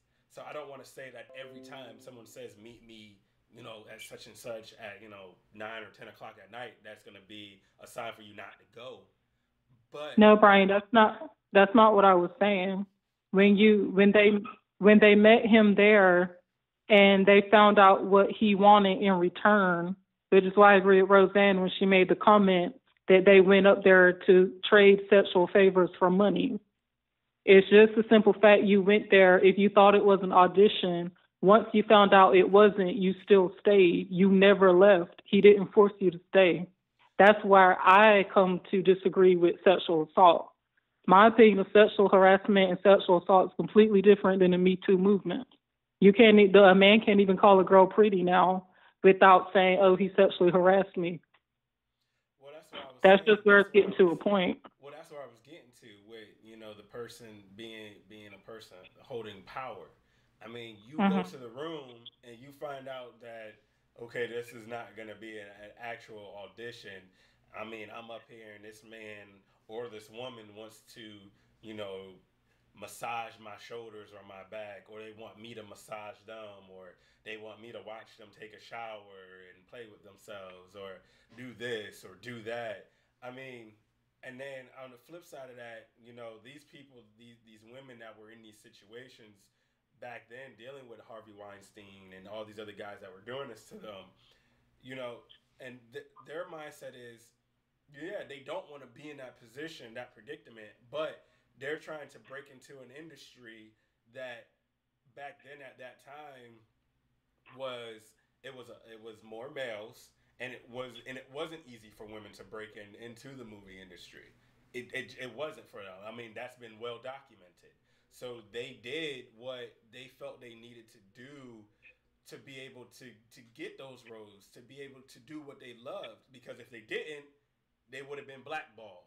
They would have been, oh, he would have called this director and this producer and this EP and don't work with this person, or don't, if this person comes to audition, kick them out, or don't even let them in the building.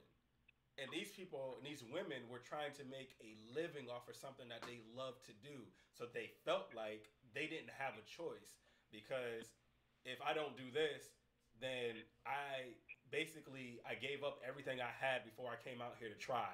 So if I had if I had a job with full-time benefits, and I had a house or an apartment or whatever, and I just decided to leave and move to California to give this a try, because I've been acting on the side, and I finally saved up enough money to go out there and to do this. Now I'm out here. I got to meet with this guy, and he's telling me that I have to do this, or else I'm gonna be blackballed. So I mean, look at what type of position that puts them in, and it's not fair to them.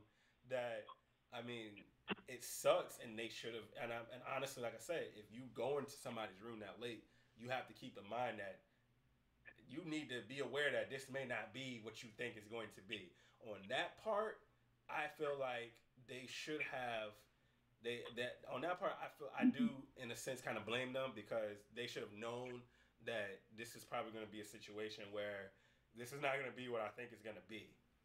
But at the same time, it's hard to say that I blame them 100% because I can understand being an actor and trying to get into the acting business that it's not something that's easy to do. And if you are trying to work a full-time job because you're trying to support a family or you're trying to support yourself and bills, you just can't, like, most people say, if you really love it, up and quit and go do it.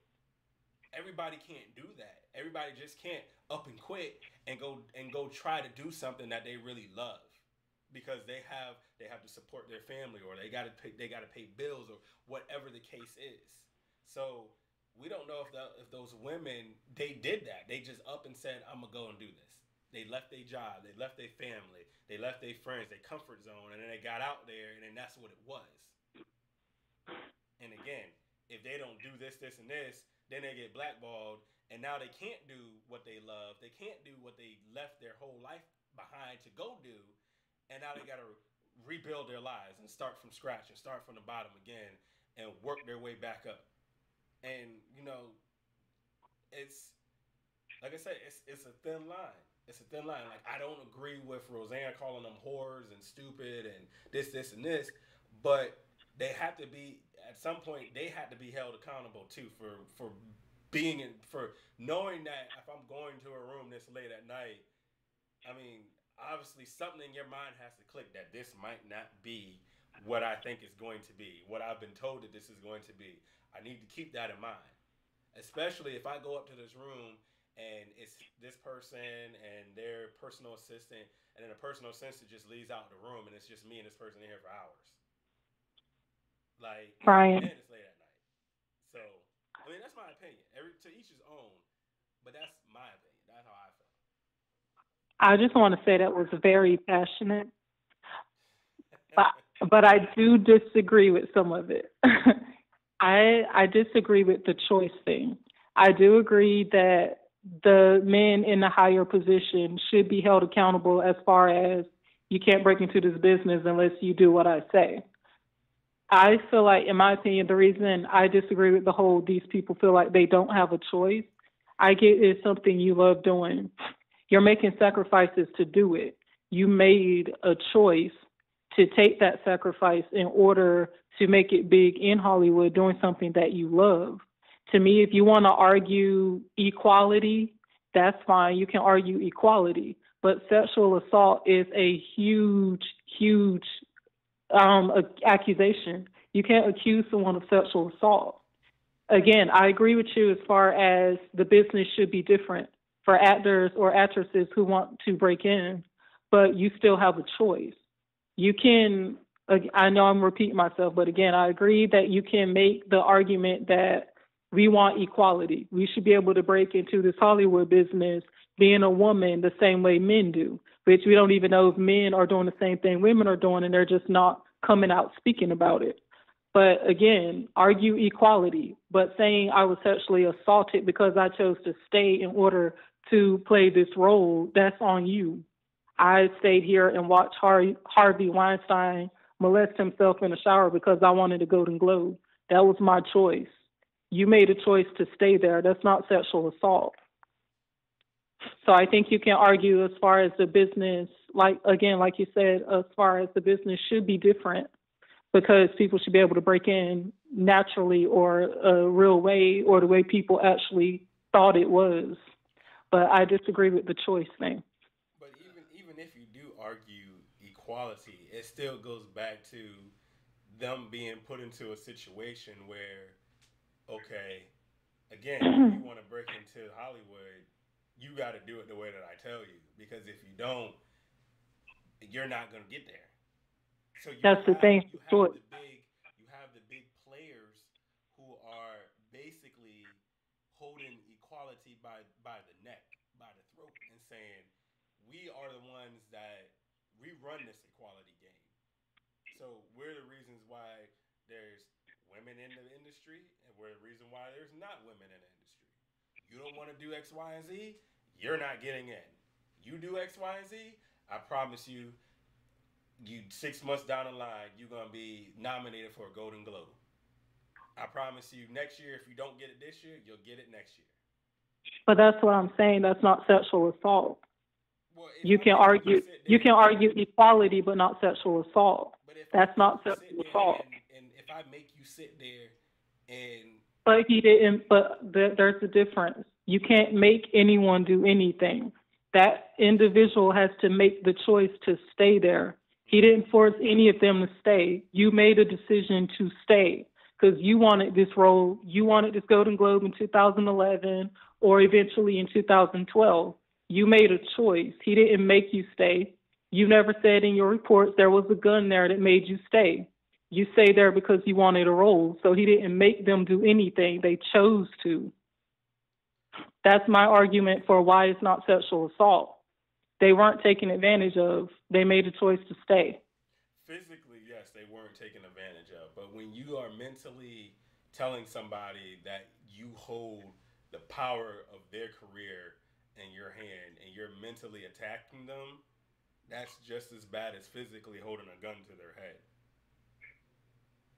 I disagree because you can't accuse someone of sexual assault when it's not. But think about it like a child, taking it to the Michael Jackson situation, if it's true. But that's a child, though. We're comparing a child to a 16-year-old. A 16-year-old, they have sense at 16. They're mature enough to know exactly what they're doing. You're making a choice to do it. If you're in a relationship with somebody and they're mentally abusing you all the time, you can't.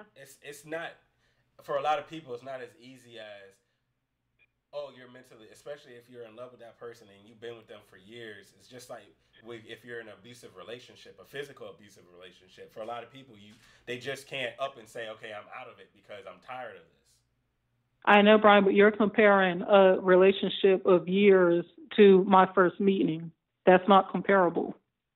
I get if you're in a relationship with someone, you fell in love with this person, so he's mentally abusing you and you can't leave because you're in love with them. These people weren't in love with Harvey Weinstein. They were in love with getting this role, so they stayed. And they watched him molest himself in the shower because they really, really, really wanted these roles in a Golden Globe. I think that they were in love with acting. They were in love with acting, and he and everyone else that was doing it was holding the love of acting mentally over them. And I know, but that's not a force. You're not forcing them to do anything, though. That's like if I wanted a car. If I saw my favorite car and the guy say, you got to sleep with me in order to get this car, if I really, really, really want that car, I'm going to sleep with them. And then I go and say, oh, well, he sexually assaulted me because he said I couldn't get this car unless I slept with him. He didn't make me do anything. He just said, hey, you got to exchange a sexual favor in order to get this car. That's not force. You made a decision to do something that you love. If you love acting that bad that you're willing to sleep with a man, do whatever this man says, or watch him molest himself in the shower, that was your choice. You weren't forced to do that. Well, why you keep saying molest yourself in the shower? That's what he did. Because I just don't like saying masturbate. I rather say molest yourself. So you don't think that you can mentally force somebody to do something that they don't want to do? I don't think you can. I think you can tell them something. And like if you give someone a decision, someone can contemplate, hey, should I just go back home in my trailer? Should I go back to the project, or should I just go ahead and sleep with him so I can get this role and make some money? Because that's what a prostitute does too. And everybody calls prostitutes a whole lot of hookers and stuff like that.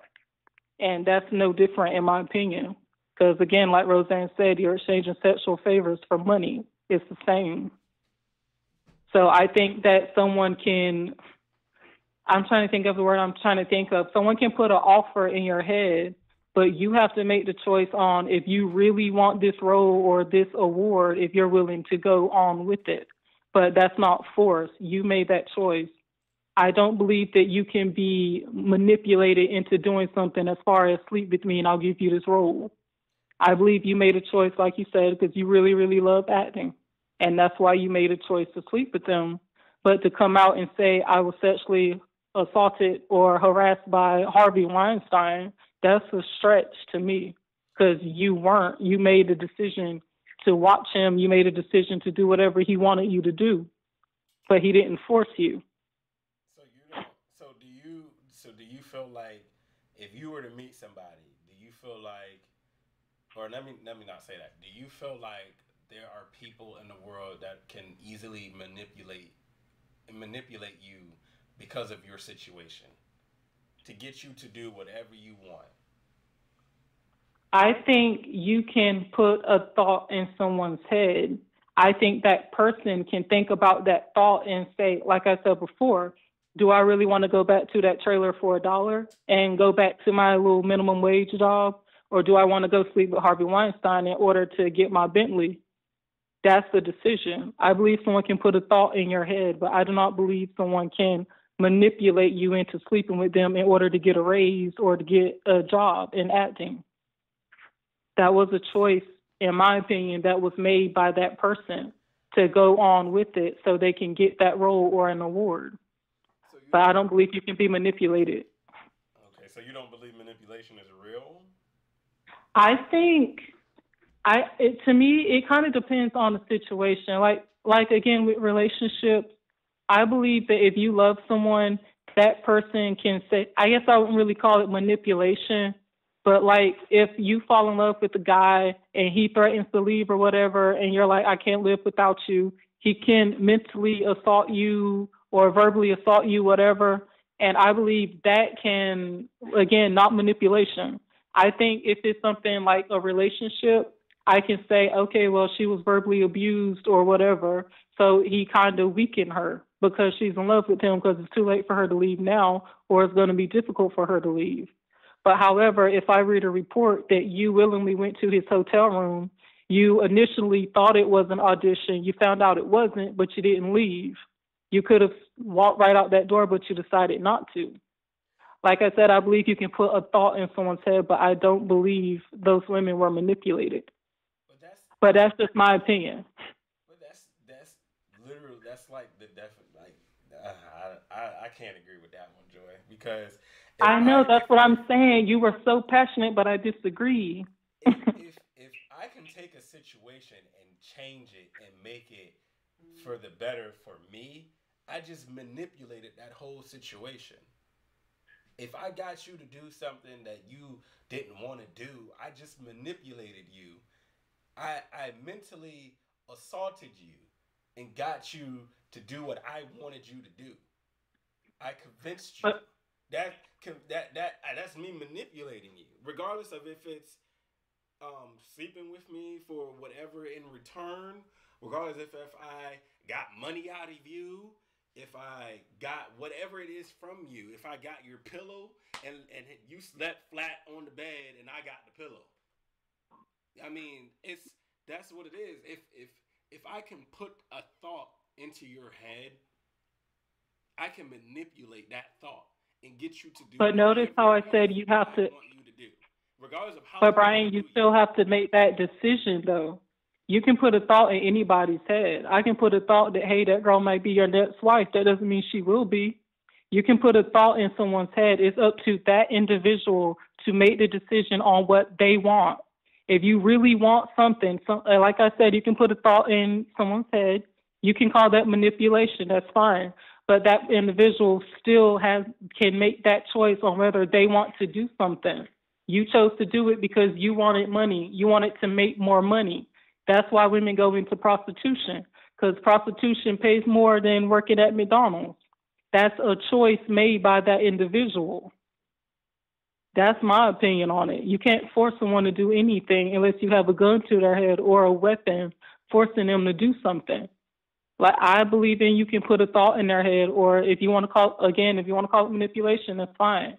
But that person still has to make that decision on what they want to do, on what they think will better their life, or what would, if it's their pride, whatever. But it's up to that individual to make that choice. Yeah. But that's where I stand on that. We're gonna have to agree to disagree on that one, because we gotta agree to disagree, Brian. we gonna be going back and forth all night if we. Yeah, we will until 11 o'clock. So, what you got next, man? Well, we coming up towards the end and everything. I was gonna see what your thoughts were on those two people going to jail over crab legs. Wait, for what? Crab legs, like the place had limited crab legs, so these two got in a fight. There's an old white man and a black lady. And basically, they fought over some crab legs because they were in line waiting for about 20 minutes when the crab legs finally came out, and they started fighting each other with the tongs. And the old white man, I think, had a cut on his face or on the top of his head, and he's bald, and nothing was really. The black lady didn't really have any scratches or cuts or anything, but he was arrested for disorderly conduct, and then she was arrested for assault, I believe. So of course, her charge is a lot worse than his charge. But yeah, they basically fought over crab legs. I mean, they pretty much destroyed the place. There was like broken glass plates everywhere, and they said it was pretty bad. But I think it's funny. I mean, it is funny. Y'all got time to be fighting over some crab legs? Like, this was in Alabama. Dang. And your family got to come up with bail money over some crab legs? I know. I'd just be like, you know what? Yeah. And then apparently, because there was an officer that was there at the time that was eating. And he was saying, I think that one of them was trying to take more than, they really should have been taken. Because, everybody, it was a line of people that was waiting on the crab legs. So I think one of them was probably just taking more than a handful of crab legs, and they just got to fighting. Mm-hmm. And like I said, I honestly, when I heard about it and when I read about it, I honestly just laughed at it. I thought it was like the most hilarious thing, because the fact that you got people fighting over crab legs is just funny. If crab legs mean that much to you in your life that you got to fight somebody else over getting some crab legs at a restaurant, you might need to reevaluate your life. And the bad thing about it was, that lady was there with her kids, her family. I know. And you fighting over some crab legs? Brian, that sounds like something you would do. Nah, the only seafood that I eat now is flounder. Like a lot of seafood. I never liked crab legs from the beginning, so I'm going to go ahead and put that one out there. But so you won't fight over the crab legs, okay. Nah. But I can't eat a lot of seafood now because of, for whatever reason, my body won't let me. But even if I could, I ain't fighting nobody over no crab legs. I ain't fighting nobody over no food, period. Look, you want it, have at it. You take it all, I'll just wait for the next batch to come out, or I won't even get nothing. Like, it's not that serious. But y'all, they admitted that they normally wouldn't fight over crab legs, but it was the 10 or 20 minute wait that just got the best of them. So they were acting out of character, according to this article. Well, you know what? That's a problem. If 10, 20 minute wait on crab legs makes you act out of character, that is a real problem. And maybe both of them need to go see a psychiatrist or something, because that don't make no sense. They could have went somewhere else to eat. Like after 10 minutes, like why go to the grocery store and buy your own dang crab legs and cook them at your house, or you can go. I mean, most grocery stores have it now where you can get them cooked in the grocery store. Hey, look, that place must make the best crab legs in town. Or either buy if you're willing to wait that long. Exactly. Or either buy something to go. Look, I want to put an order of crab legs in to go. Something like, I don't know. I thought that was just fun. I was like, man, people are just retarded. Yeah. But, it is what it is. This is the time that we live in now, where, you have this kind of stuff going on. So, I mean, it is what it is, I guess. But I agree. We going to eat joy. The whole quarantine radio. If I'm going for something and you going for something, we fighting. All right, let's do it. I think I'll win. I don't know. I might fling some hot some hot green juice right at you, green bean juice, Dang. swing it at you. Brian, I have quick reflexes. I'll just duck that green juice. All right, so we're coming up to the end of the show. Why don't y'all give out your social medias? All right, Joy, go ahead. All right, y'all can catch me on Instagram and Twitter at creativa_Ds88 and also on Facebook at Joy Ds. You can also catch my blogs on quarantineenterprise.com and I'm getting tongue tied here. Bloodrose2016 WordPress.wordpress.com. All right, and y'all know where y'all can find me, King Cancer _1914, Snapchat, Twitter, Instagram, King Cancer 1914 on my Facebook fan page.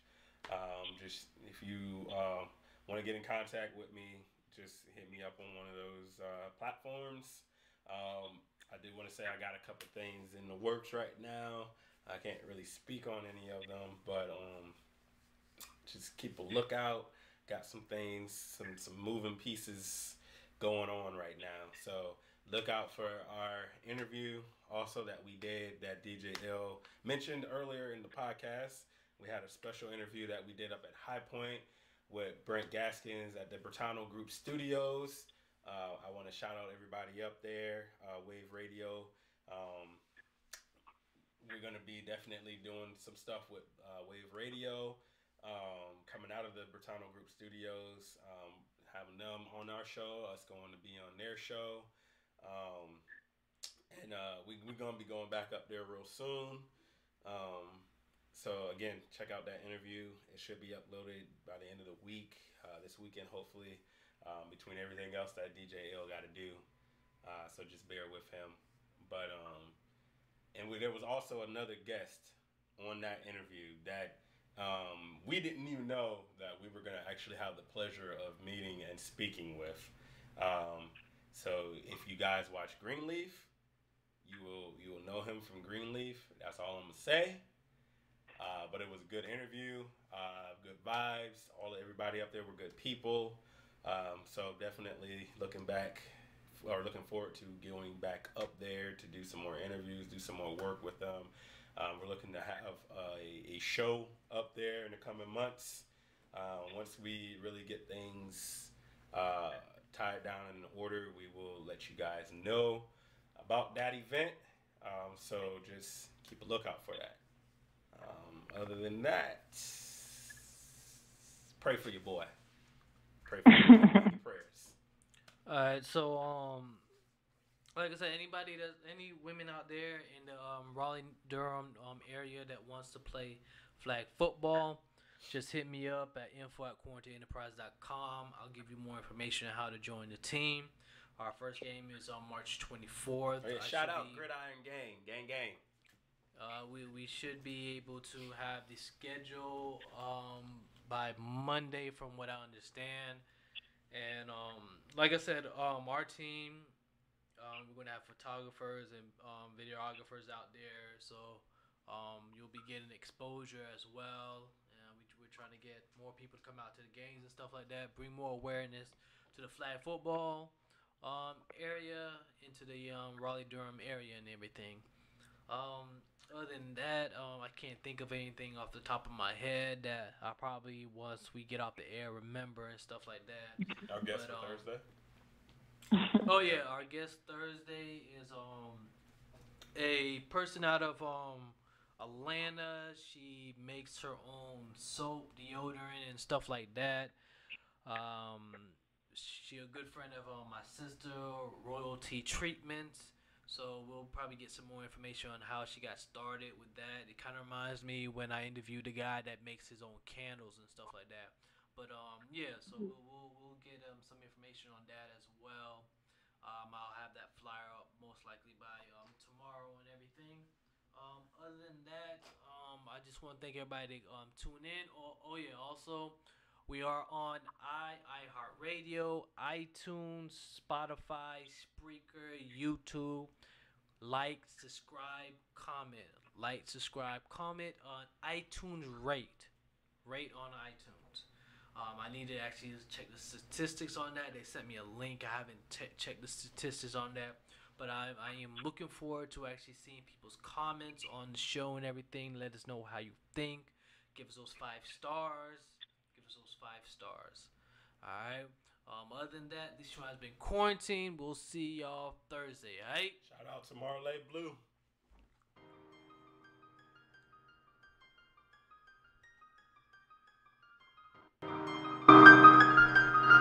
Hey, this is Nola out there, and you are now rocking with Il right here.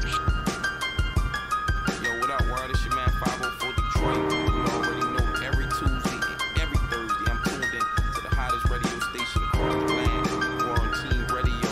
They push it down and they play all the hottest new music. Let's get it. It's your boy Gabe, and I want to give a big shout out to Quarantine Radio. Make sure you check them out every Tuesday and every Thursday. I want to hear that new soul-free wisdom on Quarantine Radio. Yo, what's up, man? It's the Kid Swift, a baby. Young Swift. One time for the check-in with my dog, my homie, Il McKenzie. Straight out of ATL, Georgia. And you know how we rocking out here, baby. Let's get it.